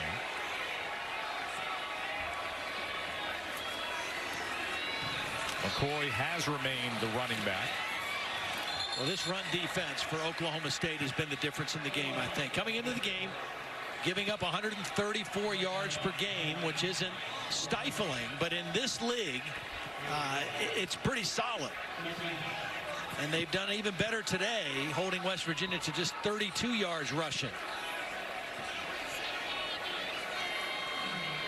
2nd and 9. Here's a cat blitz being called by Glenn Spencer. They pick it up, and it's incomplete as David Sills just hasn't gotten his groove here today. Leads the nation in receiving touchdowns. Well, that one was a little bit behind him, but he had both hands on it. And Trey Flowers was able to kind of knock it out as he tried to secure the catch. That was A.J. Green coming off that corner blitz there. The whole passing game for West Virginia, though, has looked out of rhythm. They just have not looked like they've gotten their rhythm revved up, and credit the Oklahoma State defense for that. And their inability on 3rd down, 0 for 7. 3rd and 9. Coming after him again, trying to set up the screen. So disruptive now is this front 7 of Oklahoma State. Coordinator Glenn Spencer is having himself a great day. Just a 4-man rush, but they're coming from some different spots. They're showing more than 4 rushing. They're dropping some guys out. It's only 4 guys rushing on the screen, but Will Greer just not able to make a good throw over the bodies, and another punt situation for West Virginia.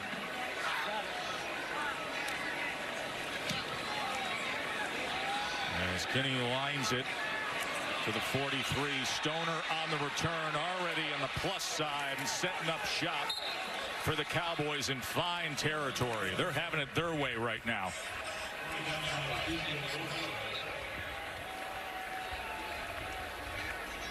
Reminder, we have number 4, an undefeated TCU coming up in Ames against 25th ranked Iowa State. That's 3:30 Eastern on ABC or ESPN2. Kenny Hill's been playing so well. He's top 5 in completion percentage.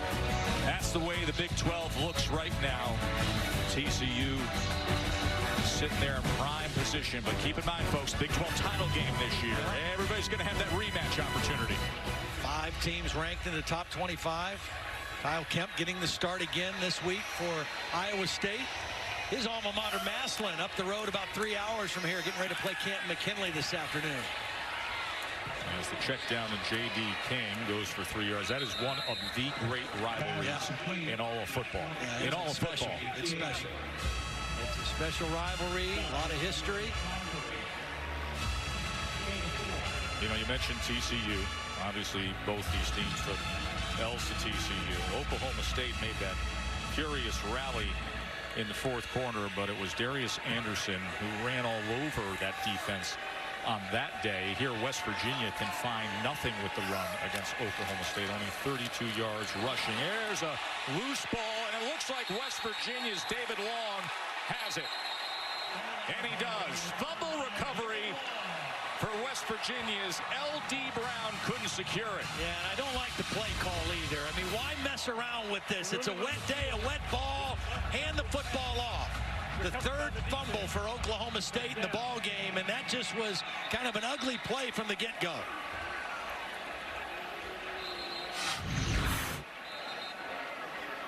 A lot of turnovers today, but also a lot of points for Oklahoma State, 30-10. College football on ABC, presented by Kay Jewelers, is brought to you by Nissan. Innovation that excites.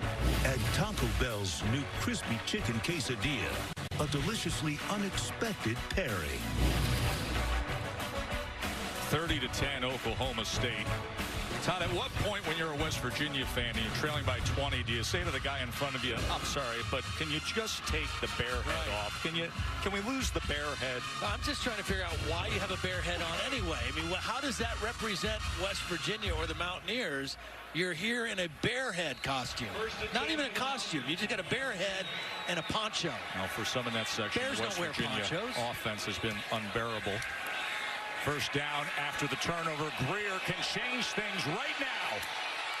Incomplete as White had to go low to try to field it. Shook his man for a moment. Yeah, they got tangled up.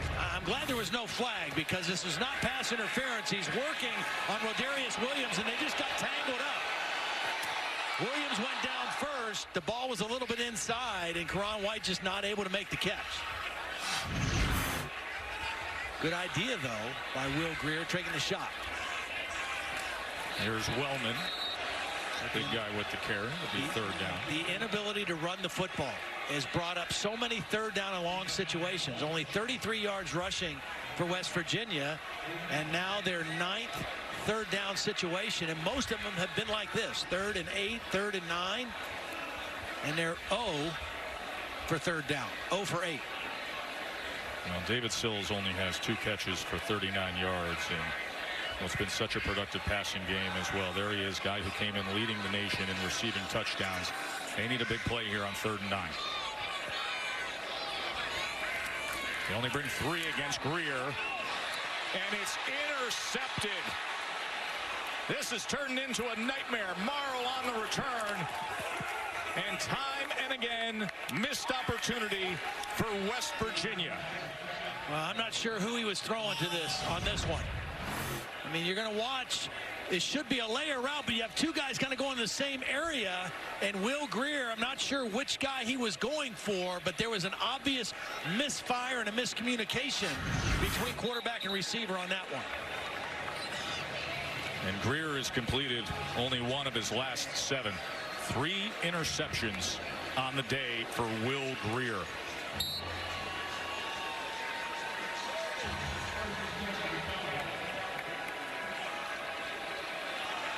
And the rain continues to come down. I don't know if the ball slipped out of his hand there, but that was well off the mark. J.D. King with yet another carry, his 29th of the day.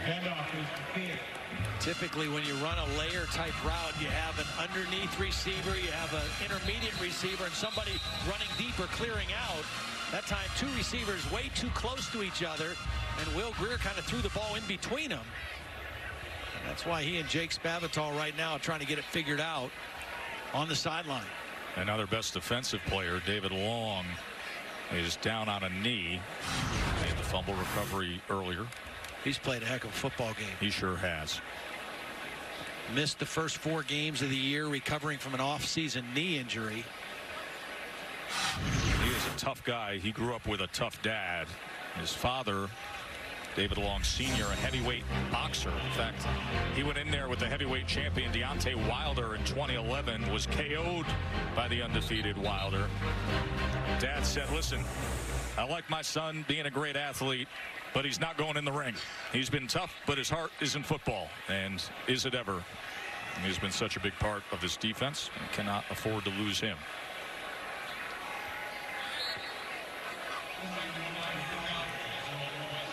So 2nd down.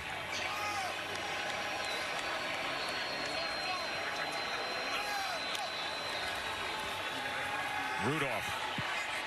And coming back for it is James Washington. Forward progress will spot this up ahead.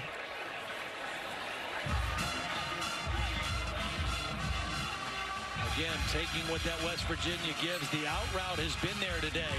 The technique and the off coverage with the inside technique has invited those out routes. King could not shake free. A loss of 2 as it was Donahue with the tackle. Holly. Well, Mason Rudolph know that one of his weaknesses in the last couple of years, he thought, was those out routes. He said the out route, the slant route, and some of their timing throws, he said, I just felt like I could improve. So he worked with his quarterback coach in Dallas, Zach Robertson. He said he'd have people rushing at me, moving me off my platform, throwing off one leg, doing all kinds of things, so it didn't disrupt my timing. or my ability to be accurate on those type of routes. Well, we talked to Mike Gundy, Holly, this week. He says, listen, the kid's a perfectionist. Says he watches all the Peyton Brady tape he can be and tries to be perfect on everything he does. So always looking to improve. Well, there is number 11, David Long, who comes right back into the game after being looked at by the medical staff. By number 2 of the offense. A 5-yard penalty, and it's still second down. So they'll back him up 5.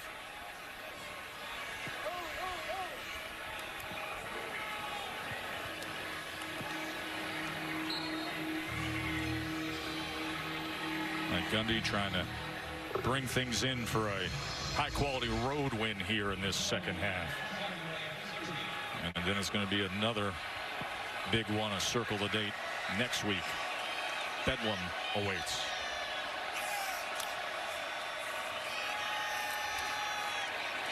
Rudolph will check down here to King, who lowers the shoulder into Tonkery. See, again, this has been Mason Rudolph's personality this whole game. Look deep. If it's not there, don't force into a bad spot. Dump the ball off and let guys try to make one guy miss and see if he can turn a 4- or 5-yard completion into a 10- or 12-yard gain. He's done a really nice job of just dumping the ball off and throwing what's there. Saw his dad Brett looking on. Played ball back in Carolina. Mom ran track at Liberty. Brother plays for Clemson. 3rd and 9 for Rudolph. The ball was tipped. Intended for James Washington. Got tipped at the line of scrimmage. And it was Benton who got a piece of it. Young man who Dana Holgerson says is one of the most intelligent players that he's ever coached. Yeah. Washington was open. Probably would have been a first down. Mike Gundy knows his defense has played well. Not going to go for it on 4th down here. Going to opt for a field goal attempt. They already had one bad snap and hold, or bad hold, I should say. 49-yard attempt for Amendola. He's hit from 53.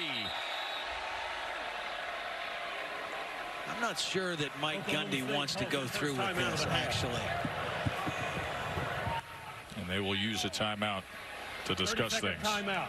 30 seconds. Reminder that tonight at 8 Eastern on ABC or ESPN2, you will see Georgia Tech taking on number 7 Clemson, and Texas Tech going up against 10th ranked Oklahoma. It'll be interesting to see how Clemson looks during this stretch of the season. Kelly Bryant, of course, was dealing with the ankle injury and then the concussion and that loss at Syracuse. Playing against Georgia Tech is always a challenge because of that triple option. Paul Johnson is you have to prepare differently for them. Obviously, Clemson has played them so many times, so you know how to prepare. It's just so hard to simulate the speed and the operation of those option teams when you only see them one time. And they're averaging 372 yards rushing per game are the Yellow Jackets.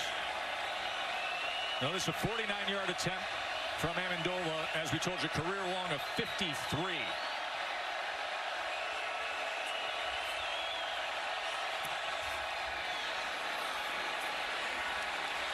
That good distance didn't have the alignment in the rain here. 6 minutes remain in the 3rd. Mountaineers need something to go their way.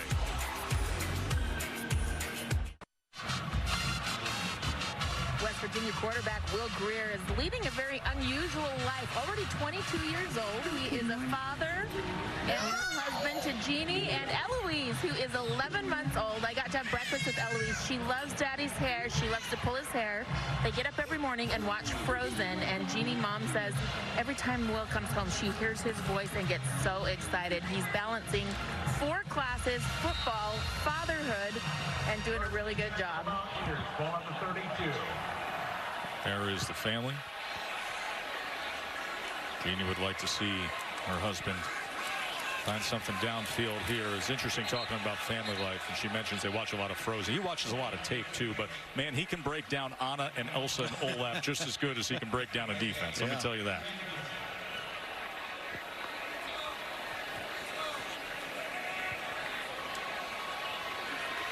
Martell Pettaway, the running back for West Virginia now. Greer.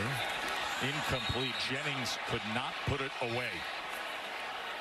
Both of these offenses are so similar, and one of the things they both need, because they like to play with tempo, is to have rhythm. And West Virginia has not had rhythm on offense. It starts with the fact that they have not been able to run the football very well at all. And then it's complicated by their inability to hold on to the football. They just have been out of sorts and out of rhythm this whole game, and they've not played like that most of the year. Jennings got rid of those gloves after that last drop. 3rd and 10 as Greer is taken down by Watershed. Watershed has played very well today, and they are just struggling on 3rd down mightily today. You think? 0 for 10. 0 for 10 now. You know, again, Oklahoma State a week ago against Texas held the Longhorns to 3 for 17 on 3rd down. This is even better. 0 for 10 to an offense as good as West Virginia's. There's a line drive that takes a bounce, fortunately for Kinney. Rolls down just inside the 10. The raindrops keep falling on their head. Trailing by 20.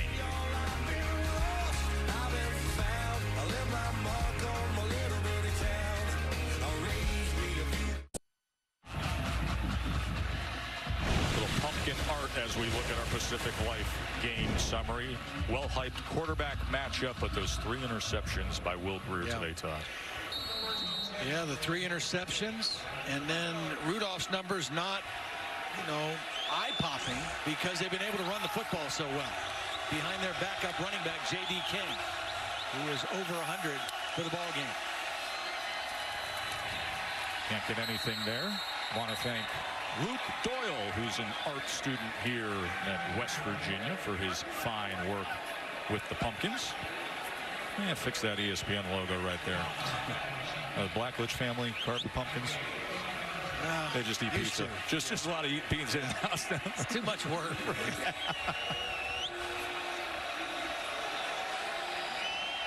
Rain is falling harder here. We come on to the final moments of this 3rd quarter.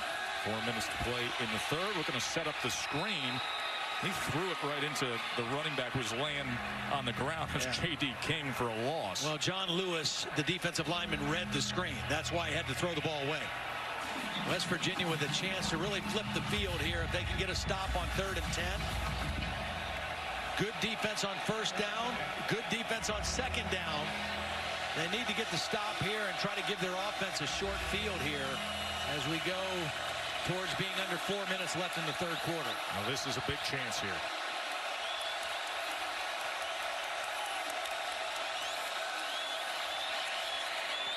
Rudolph pumped, and now over the middle, incomplete. He hits Stoner. Dylan Stoner couldn't hang on to it, and West Virginia needed that defensive stop. Looked like Dylan Stonehands on that one because that ball was well thrown. Nice job by Rudolph stepping up in the pocket, throwing on the move, and this would have been an easy conversion, and Stoner just looking to run before he secured the catch, and West Virginia caught a break. Now Signer from halfway into his end zone.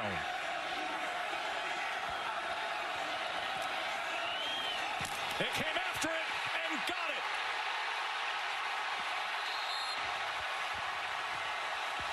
Touchdown, West Virginia.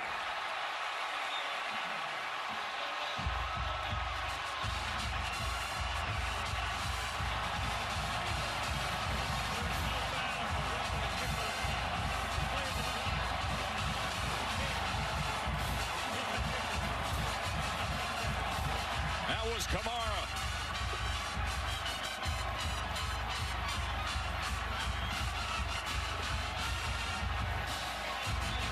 Kamara, what a huge play for West Virginia. Their offense can't do it. The special teams come through. Hey, they'll take it any which way they can get it. As Staley puts the extra point through. Pitts looked like he jumped on it. Kamara came charging in. All state, all hands in play. It happened right there at special teams. He came from the outside of the formation. Here he is right here, and he's going to get inside the wedge. Wow, what a big play for West Virginia. Their defense got the 3 and out, and their special teams got the touchdown.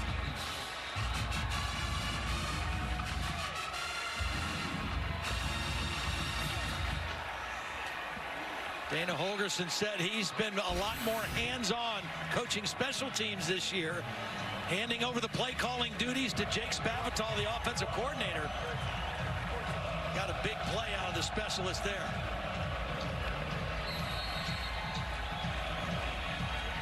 I see Holgorsen. Was he slow or was he on I'll get you that get-off time there. But Holgorsen talked a lot about what you just mentioned. He said, well, I'm not calling plays anymore offensively. I got something to do. Yeah. So now he's in there with the special teams guys. Coaching them all day long. Coaching them very hard. And this is to an up man. So it'll be returned out to the 33, and we will check in with Cassidy. Thanks, Joe. North Carolina looking for its first conference win, and they're pulling out all the tricks. Nathan Elliott tosses it to Anthony Ratliff-Williams, who throws it to Bo Corrales, and great catch for his first career TD. The unbeaten Canes with just a 4-point lead heading into the fourth on ESPN2. Back to you guys. Thank you, Cassidy. Miami's right where they want to be, right? Every game they play is like it. Time to get off time on that punt was 2.1. Can't do it. You know that. Got to be 2.0 or less in the college game. Got to be under 2.0. Especially backed up that far, right? That's right. 2.1.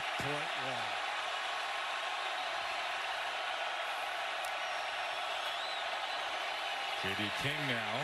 And now a little fire, a little juice for West Virginia. And David Long comes up with the tackle. The crowd has thinned out a little bit, but what's still here is got a little juice right now. Their defense just had a nice 3 and out. And a nice play on first down to start this possession. And it is getting loud here as hope has arrived.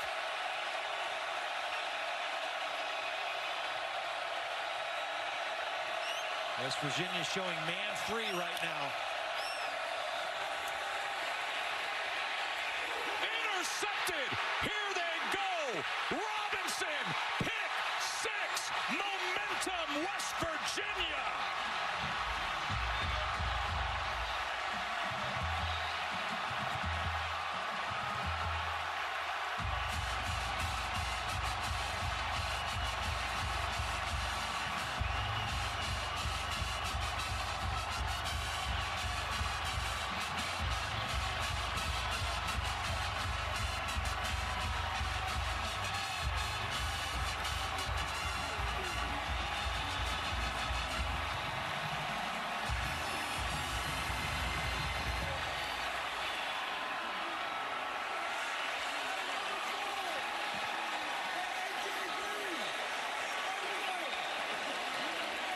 Wow, has this thing turned or what? A block punt recovered for a touchdown. A pick 6. And now an extra point away, closing this to 6. They were down by 20 at 2 different points here on a dreary, rainy afternoon when their offense has struggled to find something. Don't you worry. A little Mountaineer pride. Pick 6, only down by 6 now. West Virginia has not pressured very much. Dylan Tonkery, linebacker, is going to blitz. Rudolph is going to step up in the pocket and just try to flick this thing out. And it was stepped under by Kenny Robinson, who turns it into a touchdown. One of the few times West Virginia has gotten near Rudolph with pressure. They forced the bad throw, and now the defense responds with a pick 6. Special teams, defense, bailing out the offense and getting the Mountaineers right back in the football game. Look at Washington having a little chat with his friend and quarterback Mason Rudolph. He wasn't happy about that. Of course, Rudolph not pleased at all. 2 non-offensive touchdowns. First time they've done that since 2013. This is a program that has struggled in these ranked versus ranked games. They've lost 6 straight 2 this season in ranked versus ranked. I don't get this. 2 times now they've gone with the short kickoff, and that'll be good field position for Oklahoma State. All-State is proud to be part of the team that comes together to do good by contributing to participating universities' general scholarship funds for each field goal and extra point kick. And to date, All-State has contributed millions in scholarship funds. And look who's back on the field for Oklahoma State. Justice Hill, who was cleared at halftime to return to the game. The best running back in the Big 12 is back out there in this dire situation now for the Cowboys. J.D. King came in and went for 113 yards. Haven't seen Hill since the second play of the game. Rudolph. He goes underneath, and that is caught by Stoner and immediately tackled by Askew Henry. How will Rudolph respond here? Up tempo, 2nd and 2. He's going to keep, and that was too high for Washington. It will be 3rd and 2.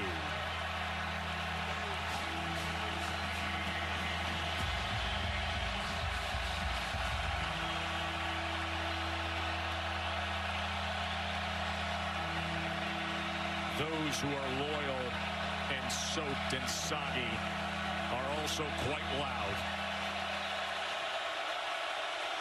They have stayed, and they're looking for it right here. West Virginia showing pass coverage, which would suggest run here. They bring pressure, and that ball is incomplete. That was Bailey charging in as Washington is hurt. The ball was low, and he couldn't catch it. Yeah, this was a really difficult play for Washington on the low throw. Tried to reach down and get it. It was a bang-bang play. Hakeem Bailey with the hit. Bailey did a great job of fighting off the block and getting to the ball, and it's the right knee right there. You see, the good thing for Washington, his foot slid on this wet turf a little bit at the end of the play. So Snyder, actually they're going to send out Hockett. Snyder is not going out for this punt. Instead, it's the backup, Matt Hockett. Snyder had the last punt blocked. And he's been a successful punter in his career.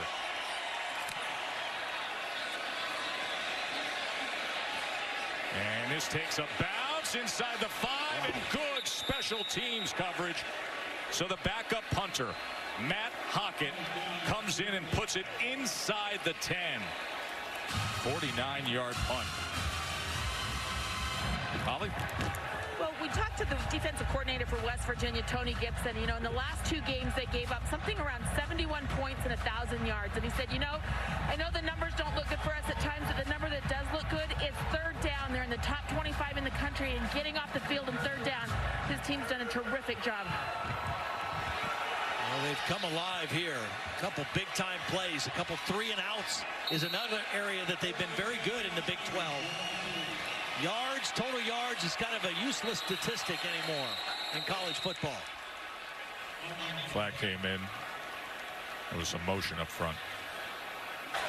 A false start by number 62 of the offense. Penalty is half the distance to the goal, and it's still 1st down. See, right now, West Virginia and Will Greer in particular has to be very smart with the football. Your defense and your special teams have gotten you back into this game. You cannot have another turnover, especially a careless one. Take care of the ball. Crawford finds just a little bit of breathing room, tackled by Bundage. Try to get this ball out. Be smart. You got a whole quarter to play. If you have to punt the football, that's okay. But don't turn it over in this part of the field. Greer with a big block out in front. It'll be 3rd and short there. Brailford made the tackle. Nice play. Nice job by Will Greer getting yourself into a manageable situation. Again, they have not converted yet on 3rd down, and now they have 3rd and 2. They're going to bring in some extra bulk here. As Trevin Wesco runs in. Wellman is still on the field, as is Crawford. Play clock down to 11 right now, and the referee's still not letting him snap. 3rd and 2. Crawford spins free, gets out of it, and has a first down. Able to wiggle free there. Good job by Justin Crawford. How about it? Justin Crawford got taken out of the game after the fumble. They were going with Kennedy to McCoy. They go back to him with their backed way up by their own end zone, and he responds with a couple tough runs. And no matter what happens for Dana Holgerson's offense here, whether this ends up being a long drive for points or not, that was a big play. They had to get that. They had to get it out away from your own goal line. Crawford again muscles his way out to the 20-yard line. Because now you don't feel so bad maybe calling a pass play here on this 2nd down. You don't want to throw it the way that it's gone for your passing game. You don't want to throw it backed way up in your end zone. But now, with a little bit of breathing room, might see Will Grier put it up in the air again.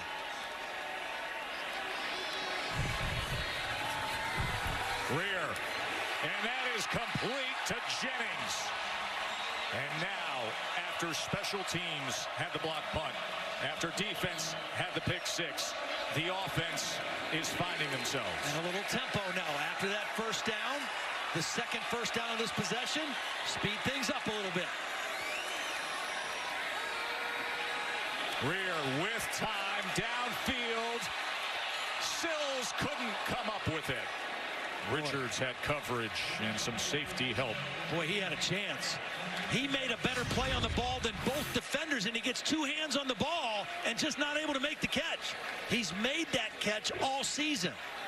In between 2 Oklahoma State defenders, Will Grier gave him a chance, and David Sills just not able to come down with the ball. 2nd and 10. Crawford. Met near the line of scrimmage by Akem. What a way to end the 3rd quarter. Gross fell on the ball for a touchdown. They had the pick 6, and now the offense is moving. It's only a 6-point game. College football presented by K Jewelers will continue after this message and a word from our ABC stations.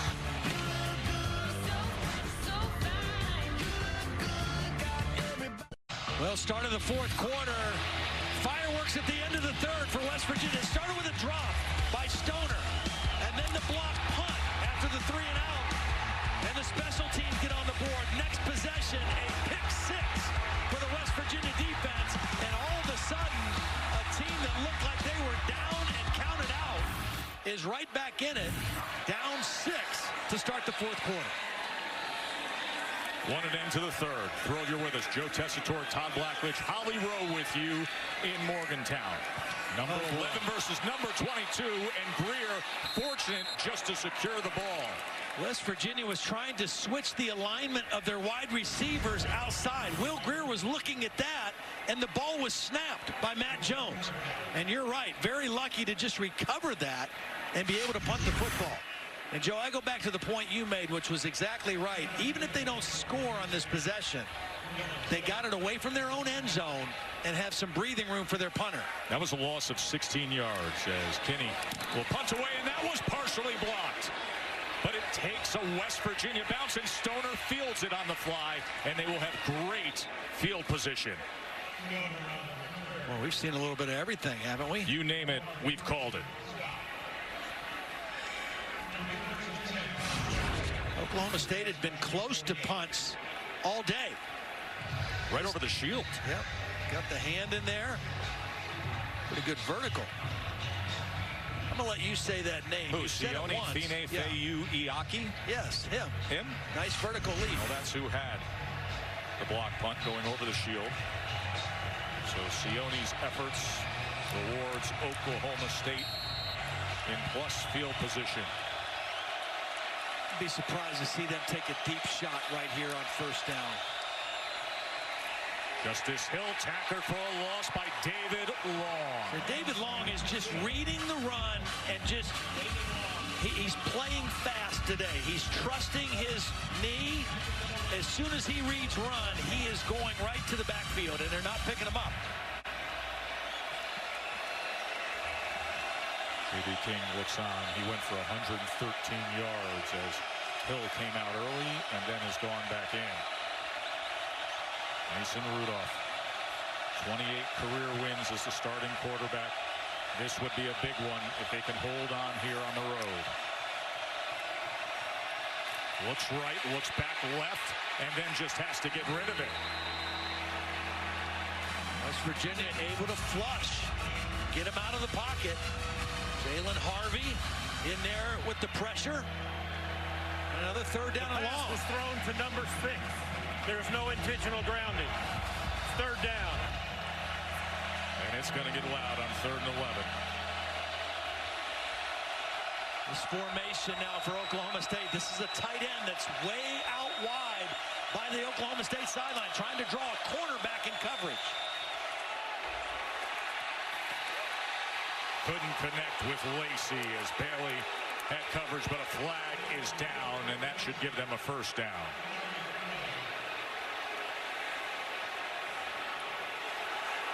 Dana doesn't like it. Pass interference by number 24 of the defense.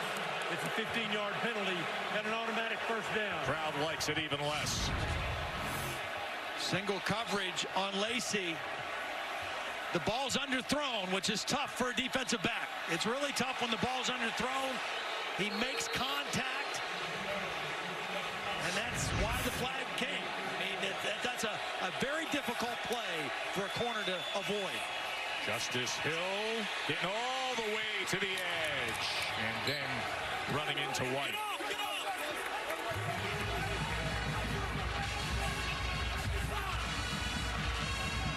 Justice Hill coming into the game averaging over 100 yards a game and over 100 his last 4 consecutive games. Pretty physical runner for a guy who's not that big. 5'10", 185 pounds.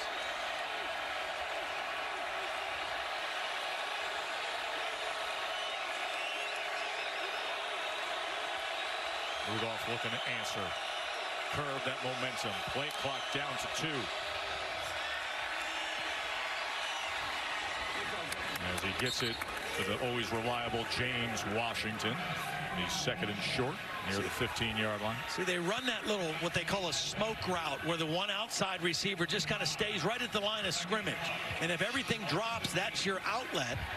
Mason Rudolph able to read that and get the ball downfield. You know, the recent part of this game for Rudolph, it included the pick 6, and that's why they're in the spot we're in. He started red hot, as was the running game. Now a 2nd and 1. The fade. Washington couldn't stay with it. That'll have the coverage on the All-America receiver.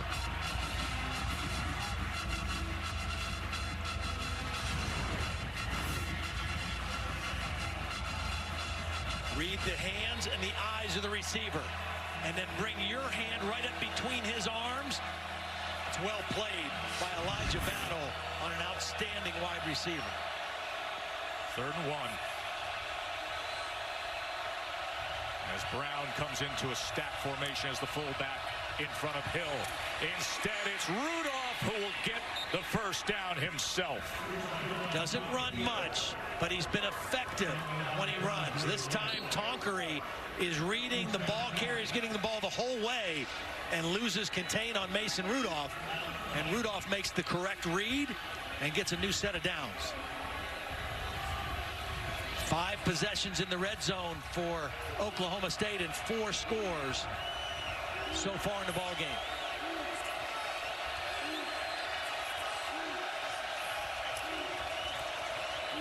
Hill on the delay. Not much to go with there as Long and McDougal make the tackle.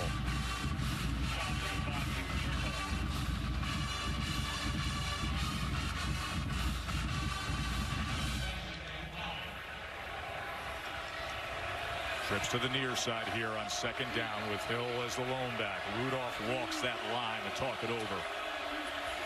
McCleskey to the top side. Guy who's been really quiet in this game is Aitman, the big target, 6'4" wide receiver down here at the bottom. 2nd down, they run it again with Hill. And he gets down to the 5-yard line. 3rd down from there.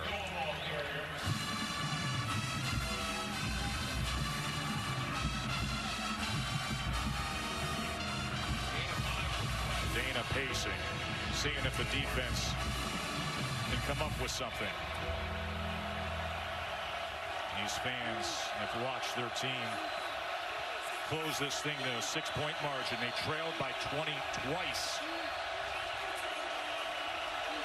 Now Rudolph and the Pokes looking for a response. Hill. Touchdown. Couple of would-be tacklers were there. Askew Henry couldn't come up with Justice Hill. Yeah, this looked like it was going to be well defended. Watch them set the edge. It looks like they're going to have Justice Hill bottled up. But Hill does a nice job of planting that outside foot and breaking it back in. Drayvon Askew Henry had the chance and just couldn't wrap him up and bring him to the ground. Nice run by Justice Hill.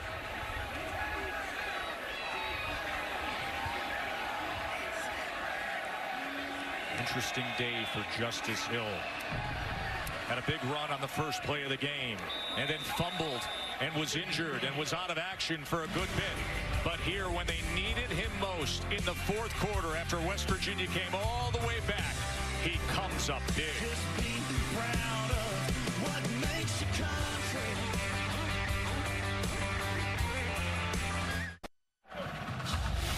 Rainy day here in Morgantown as ESPN College Football is presented by K Jewelers. Oklahoma State 37-24.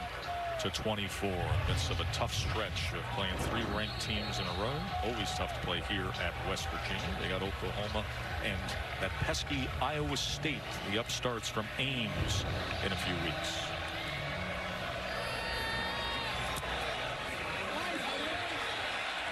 Well, both these teams are just kicking off Bring up unusually. Yeah, kicked it out of bounds. A free kick out of bounds by the kicking team. By rule, the ball will be placed at the 35-yard line. 1st down. Let's check in with the studio. Thanks, Joe. Number 5, Wisconsin visiting Illinois. And check this out. Alex Hornibrook finds O-lineman Michael Dieter on the screen. Now, this counts as a 4-yard score, but he had to rumble a lot longer than that for his first career touchdown. Wisconsin up 24-10 on ESPN. Joe, Todd, Holly, back to you. Oh, Cassidy, I love seeing the big man getting going there, involved in a scoring play. Greer makes one man miss and then dives ahead out to the 36-yard line. Oklahoma State has done a really nice job of keeping David Sills under wraps. Has not hurt them. Had the one long catch down the sidelines, but has been pretty much a non-factor. A false start by number 53 of the offense. It's a 5-yard penalty, and it's still 2nd down. Calvin Bundage, the outside linebacker, was threatening a blitz, and that's what caused Colton McKivitz to come out of his stance early.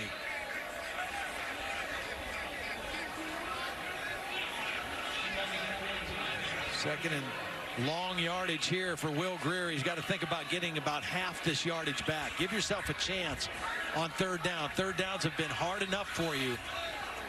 Don't make it 3rd and 14.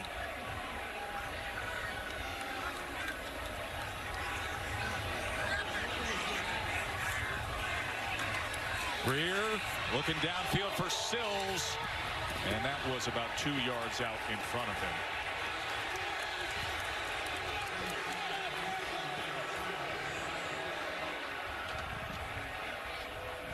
He's targeted Sills 6 times, and David has only had 2 catches on the day. Those two spend a lot of time together off the field. They've become good friends. Of course, Sills well documented the story of longtime quarterback. He was offered as an 8th grader. Gave up on that dream, and he's blossomed as a wide receiver this year here at West Virginia. 3rd and 14. Finally a good connection to Jennings.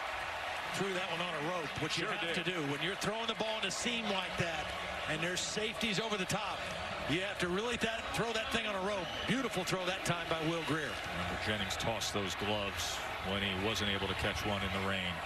Bare hands working out well here. First down.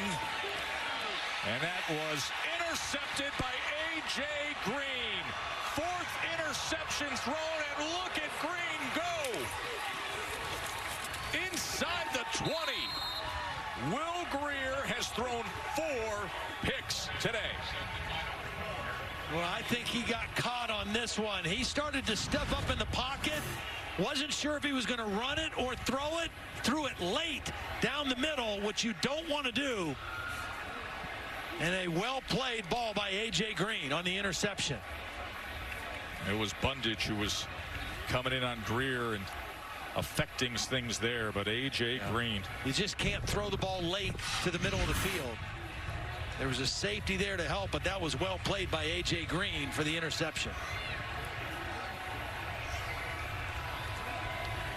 So difficult to overcome turnovers, and especially when you're feeding the ball to then an offense like this. Justice Hill on the delay. He's met for a tackle for loss. You know, we talk so much, and all of college football talks about Mason Rudolph and James Washington and Justice Hill, this offense of Oklahoma State, but I have been thoroughly impressed by their defense. The defense of Oklahoma State today, as last week, really the difference in the ball game. Last week, they held Texas to 10 points. And here, West Virginia, and considering the spark for West Virginia on the scoreboard was special teams and then a pick six. To the end zone. Rack it up again for James Washington.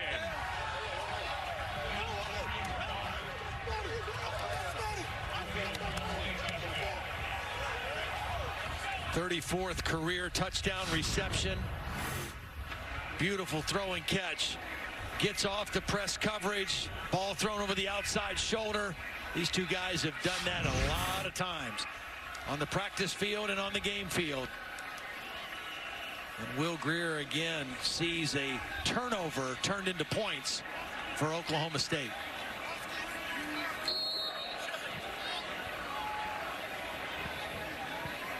We're going to stay on the field here. Try to make this a full 21-point margin.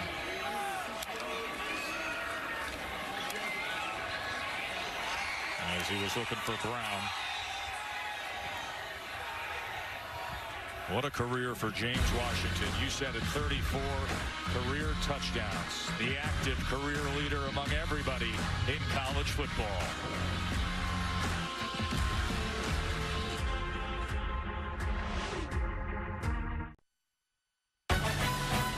College football on ABC is presented by Kay Jewelers. Kay Jewelers, who would like to remind you that right now it's engagement season. In part by Pacific Life, experience the power of Pacific. At Lexus, experience a comprehensive suite of safety features standard. West Virginia had all that hope at the end of the third quarter, but in the fourth quarter, Oklahoma State has been rocking and rolling. Justice Hill, the 5-yard touchdown run, and then the great James Washington with the touchdown catch. And they pushed this thing to 43-24 right away. Just like that. West Virginia offense has only scored 10 points. They've had special teams and defense score 2 touchdowns. Here's Sims on the return. Todd, you're always big into saying who steps up, who puts on their big boy pants when there's a game like this. So I ask you, the BBPI, who's wearing the big boy pants? I think we're going to give them to Glenn Spencer, the defensive coordinator for Oklahoma State, because the way these Cowboys have played, very opportunistic in the back end of their defense, very stout up front in the run part of their defense, and they have been the difference in the ballgame. Now, I don't know what Glenn's waist size is, but I might have to get my guy, Mr. Masiola, who's my tailor in Canton, Ohio, to bring the big boy pants in a little bit to fit Glenn, but he deserves to wear them today. There's a quick strike there to Sims. There is Glenn Spencer, longtime defensive coordinator, and he is the winner of Todd's BBPI, the Big Boy Pants Index today. Boy, has his defense played well. That's 2 weeks in a row. I mean, really, the difference in the ball game, as good as this offense is, they have been set up by their defense. West Virginia offense, as Jennings gets the catch here, that scores 43 points per game, 4th nationally. Holly? I believe the secondary coach, Dan Hammerschmidt, also deserves a little credit today. Also the interceptions, but he's coaching hurt. After Ramon Richards had that interception last week to save the game against Texas, there was a celebration in that coach's box. He was injured, a neck injury, had to go to the doctor. Into the arms of Sims. Touchdown, Mountaineers. Well, they've taken shots deep, a bunch today, and have not been able to connect. This time, Sims is able to stay with the football. Ramon Richards falls down, or checked out Rodarius Williams, and Sims is able to come away with the catch. Keep in mind, this Oklahoma State defense came in only allowing 4 touchdown passes on the year, a 68-yard touchdown strike. Sims had a 72 yards game against Texas Tech in stepping up, but he is not typically the big part of this offense.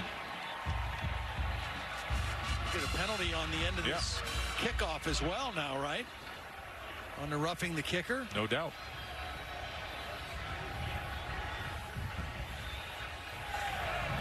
Personal foul, roughing the holder. It's a 15-yard penalty against the receiving team. Will be penalized on the kickoff.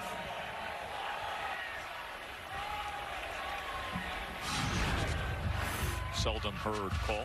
Yeah. The foul was by number 1. Billy Kinney, and a player dived right onto him. Big play by West Virginia. Back to a 12-point game.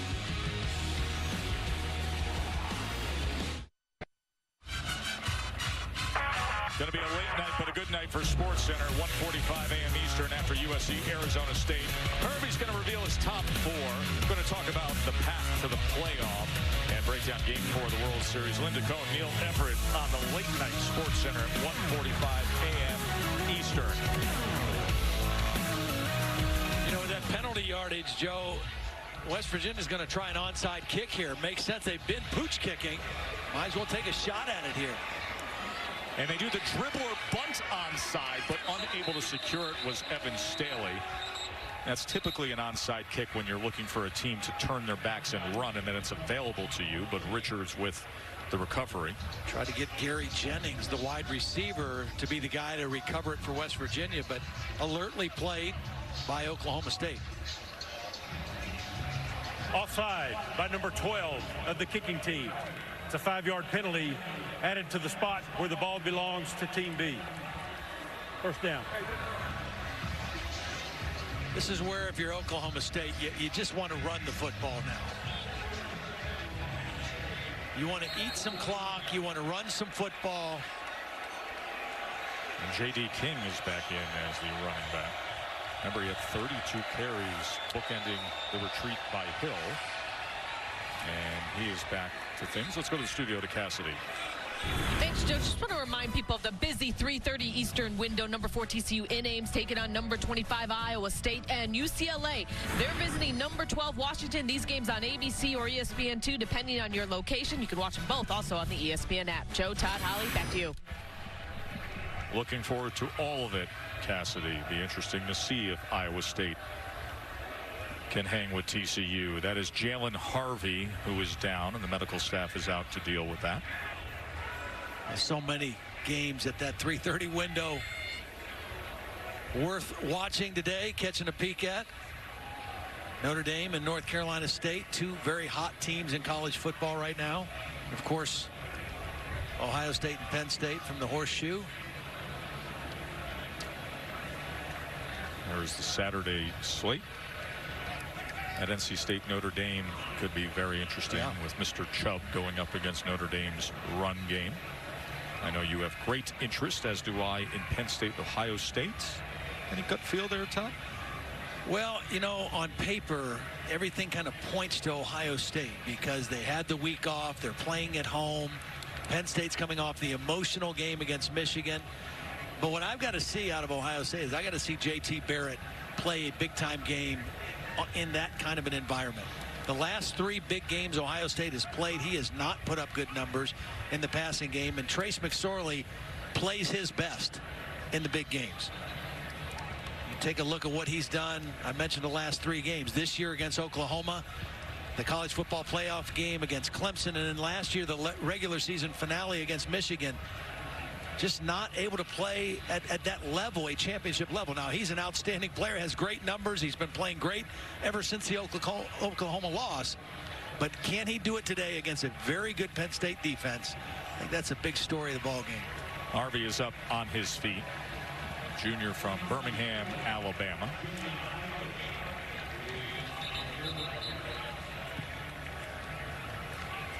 TCU, Iowa State coming up at 3:30. That game's going to be on ABC or ESPN2, depending on where you are. So Iowa State's a ranked team now. That's a ranked versus ranked matchup. How do they react when they're not, you know, the obvious underdog and people have seen them play well? When ranked, in the ranked versus ranked matchups, all-time Iowa State is 1, 10, and 2 ties. I'm not sure that means much to Matt Campbell, their young coach, or any of those guys. They don't know any of it. All they know is they're excited to be hosting TCU today. But just to make the point of how rare it is to see them find success in spots like that. But he has done a great job, Matt Campbell. As has this Oklahoma State staff. With the 11th ranked team in the country looking to grab a good solid road win here. J.D. King shakes loose back into the game and making the most of it smartly. Very smart. Not going out of bounds and just getting the extra yardage to the 30 and let that clock run. And this is what you want to do if you're Oklahoma State. Your offensive line has kind of controlled things for most of the afternoon. You haven't had to throw the football all over the lot like you do some weeks. It's been your running game. 222 yards rushing now for the Cowboys. You can take your time. There's no reason to play with tempo. And let your backup freshman running back, J.D. King, try to finish this one out. And Hill did just enough, didn't he? Comes into the game, gets that touchdown to respond to that surge that West Virginia made. And King is taken down by Long. Holly. Well, guys, this is the first time I've gotten to see Mason Rudolph play in person. I can't tell you how impressed I am with this young man. He is an incredible leader over on the sideline. I've seen him do 20 little small things where he goes and talks to the guys after 2 fumbles, or he gets the guys together in critical moments, or he rebounds, or talks to other kids. He has got some serious juice over on this sideline. I can't tell you how impressed I've been just watching all of his in-between action and body language with his teammates. He is a leader, no doubt about it. 3 touchdown passes today. And that checklist in the record book of everything he wants to accomplish is getting a lot of check marks next to it. Came in on the verge of setting many more records, and look at what he's been able to accomplish, Todd. Well, touchdown passes. Past Brandon Wheaton in those 2 categories today. Zach Robinson, who's his personal quarterback guru or tutor, he passed him on touchdowns responsible for, and he's trying to pass his head coach if he can come away the winning starting quarterback today. That's right. His head coach is tied with him. 28 career wins. Gundy was awesome back in the day. Winning quarterback in the Sun Bowl, the Holiday Bowl. Of course, had Thurman Thomas and Barry Sanders in the backfield with him, but fiery, good, talented quarterback as Justice Hill comes back in on 3rd and 8. I was talking to him on the field before the game. He's got a 15-year-old son that's a quarterback now, running the same kind of an offense, trying to spit that ball out like he's turning a double play. Well, the Gundy family is pretty good when it comes to quarterbacks. Brother Cale, of course, was at the rival OU long ago. Hubbard with your studio update. And Arkansas trailed Ole Miss by as much as 24, but came all the way back. Connor Limpert hits the 34-yard field goal for the 38-31 win, their first conference win of the season. Joe, Todd, Holly, back to you guys. Wow, that is stunning as Arkansas came all the way back against Ole Miss. Ole Miss was up early big in that game. And right here it's Oklahoma State trying to close the show on 4th and 1, and moving the chains will be Justice Hill.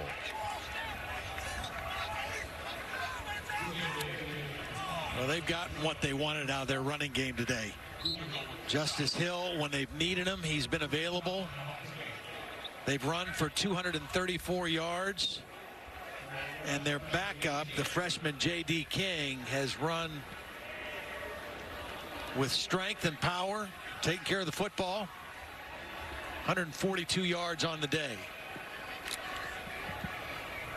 What a stretch here for Oklahoma State. Come on over to West Virginia, Bedlam, and then at Iowa State.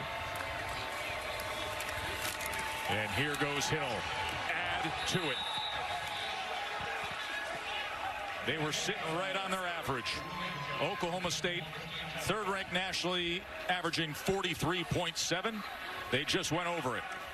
Well, this is a West Virginia defense that's been on the field for 88 plays.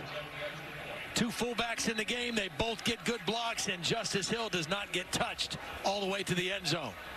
Watch 44 and 42 get on a man.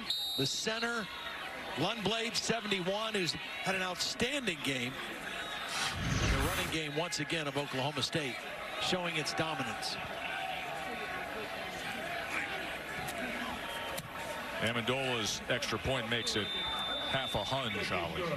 Well, I know that Todd already gave out his award, Big Boy Pants Index, but I am going to throw in mine today. I think that the return of Brad Lundblade at center has been huge, because that allowed Johnny Wilson to bump back out to right guard. They're back to kind of their original starting lineup, except for one kid, Larry Williams, I believe his name, that is out for the season. So I'm just really proud of this offensive line. I think they really showed up and gave some consistency to Mason Rudolph that he hasn't had the last few weeks. Well, they absolutely gave consistency in the run game. And, you know, the thing about Lundblade being back, not only is he a senior and a physical presence in the center of your offensive line, but the center is also your communicator. He's the guy that everybody listens to and looks to at the offensive line to make the calls and to get everything squared away. And having him back and having Johnny Wilson at right guard, big difference today, and it showed up in that run game particularly.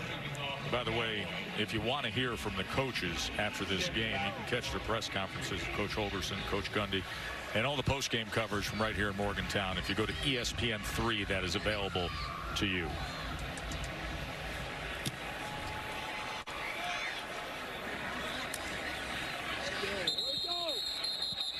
Well, we talked about the Oklahoma State defense today. Glenn Spencer's unit, 2 weeks in a row, they have been a force to be reckoned with. Take a look at, particularly with the rush yardage, 3rd down, turnovers, 5 of them forced today. But you play 3rd down defense like that and you one-dimensionalize an offense and take their running game away, you're going to win a lot of football games, especially when you have an offense that can score like this offense can. Glenn Spencer's units, 2 weeks in a row, but they'll be tested again next week by Baker Mayfield and that Oklahoma offense, one of the best in the country as well. There's a guy who came in with all the statistical superlatives. Will Greer, as he gets it to Gary Jennings, picks up a block and gets to the outside.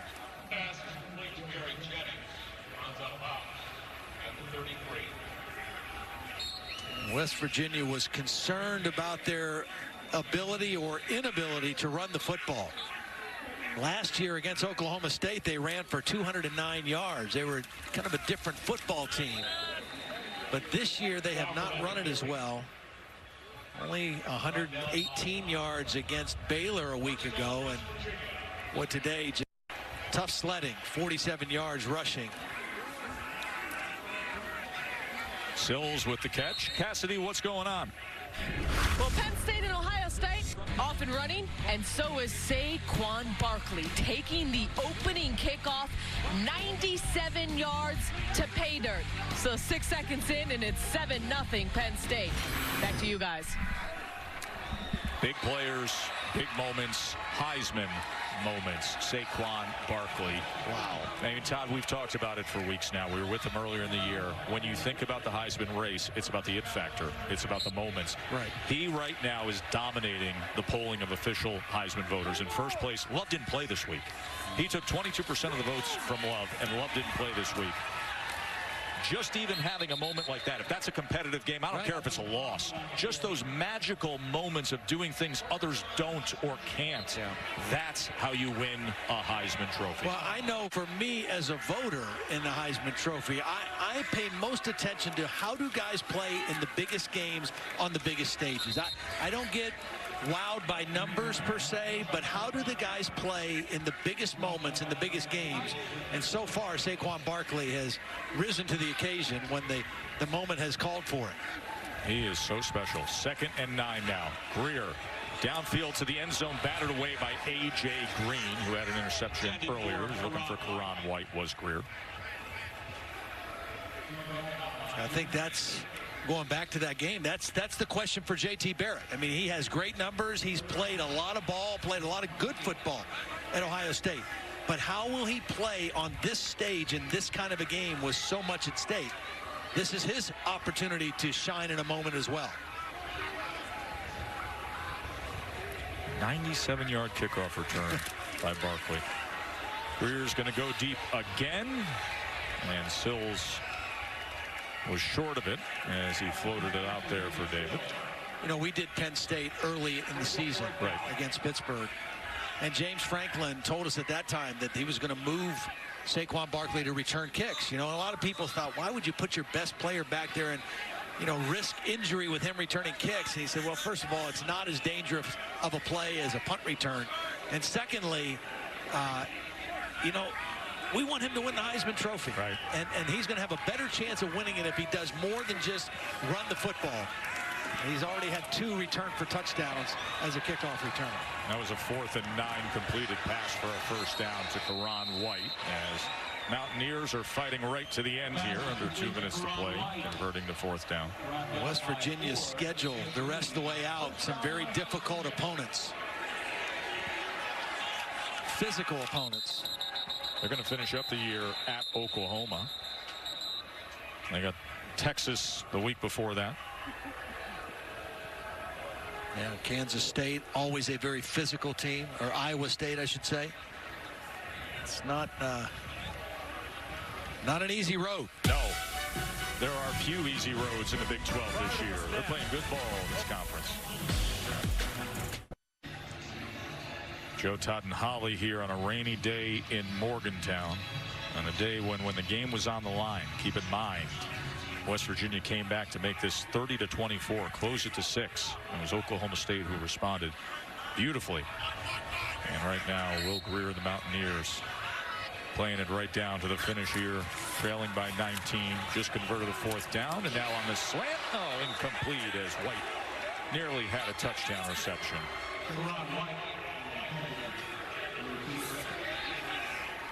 Will Greer with 4 interceptions today, having thrown 4 interceptions after coming in with the offense really revving well. Well, he'd only thrown 5 interceptions in the first 7 games. 26 touchdowns. He's #1 in points responsible for in the country. Off the mark with Sills again. #4 in total offense. #5 in passing efficiency. That's the connection we haven't seen today. That we've seen all year long with that guy, David Sills. And he also had at least 300 yards passing in 7 straight games, did Will Greer. He's at 276. And 3rd and goal.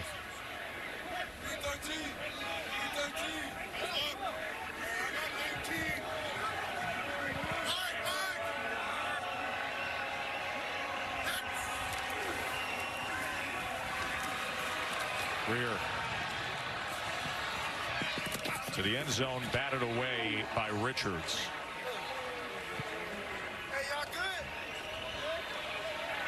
That'll leave him with a 4th and goal. Of course, he started his career at Florida. Had the Gators to a 5-0 record back in 2015. You know about the positive test of the banned performance-enhancing substance, the 1-year suspension, the transfer to West Virginia, and up until today, such a good run in leading this team.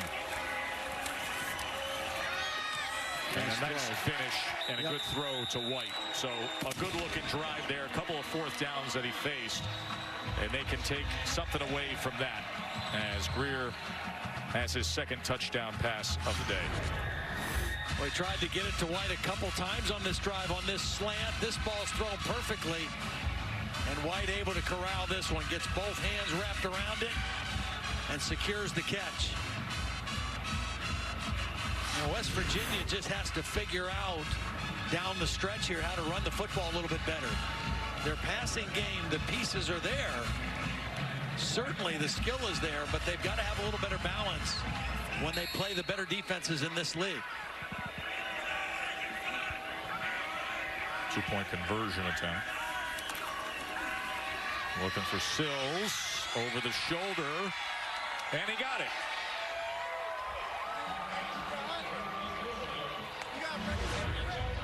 So they cut it to 11 with 1:25 remaining into the hands of David Sills.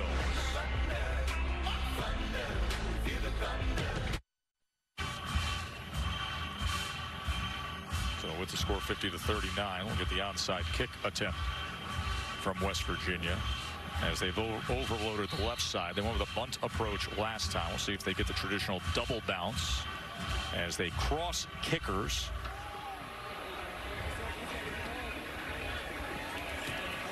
And looking for that bounce. There it is.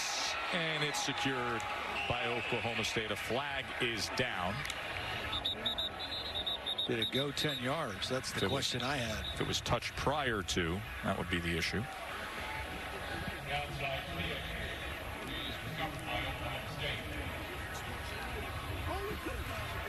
Offside by number 83 of the kicking team. 5-yard penalty will be added to the dead ball spot. 1st down. They were offsides the first onside kick that they tried. Let's bring in Bill LaMagna. Bill, we don't often get the onside kick situations to officiate, so talk us through what you look for as an official on both the line as well as the point. You're going to call that line like it's a pane of glass. Any part of the body that goes over it on an onside kick, you're going to call that. If it's a deep kick, you're going to leave some of that stuff alone. Overall, I've really been impressed with the job the crew has done today, and I'd really like to give a hats off to Castle Cooperberry. His announcements when there's situations during the game have been phenomenal for helping us out today.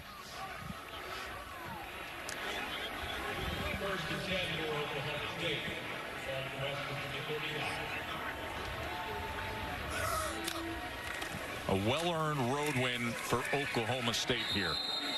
Not an easy place to play. No. Bad weather and a good offense. But that guy right there, Mike Gundy, and Holly, you know what? The mullet held up well in the bad weather, didn't it? Well, I have to say, maybe the second thing I've been the most impressed with, because it's only gotten better throughout the rain. I didn't want to do a mullet story, but I had to because it's been so beautiful all day. Well, speaking of beautiful, Holly, you're gonna have a lot of hair. You know, we put the mullet. Game day guys put the mullet everywhere today on the game day crew, and then we put the mullet on the NFL guys. But now we're gonna put the mullet on Mason Rudolph, his star quarterback. Why? Because he's passing his head coach as the all-time winningest quarterback in Oklahoma State history. He made history today. Broke a lot of records. Passed Brandon Whedon with most touchdown passes and pass completions. And now he passes his head coach to become the winningest quarterback in school history. Mason Rudolph. What a career. From Rock Hill, South Carolina to Stillwater. Number 11 team in the country. Wins it 50-39. Rudolph with 3 touchdown passes. J.D. King with 142 yards rushing. Coming up after these messages, most of you are going to see TCU and Iowa State. Some will see UCLA against Washington. You can check your local listings for that. For Todd and Holly, I'm Joe Tessitore saying have yourself a great day of college football.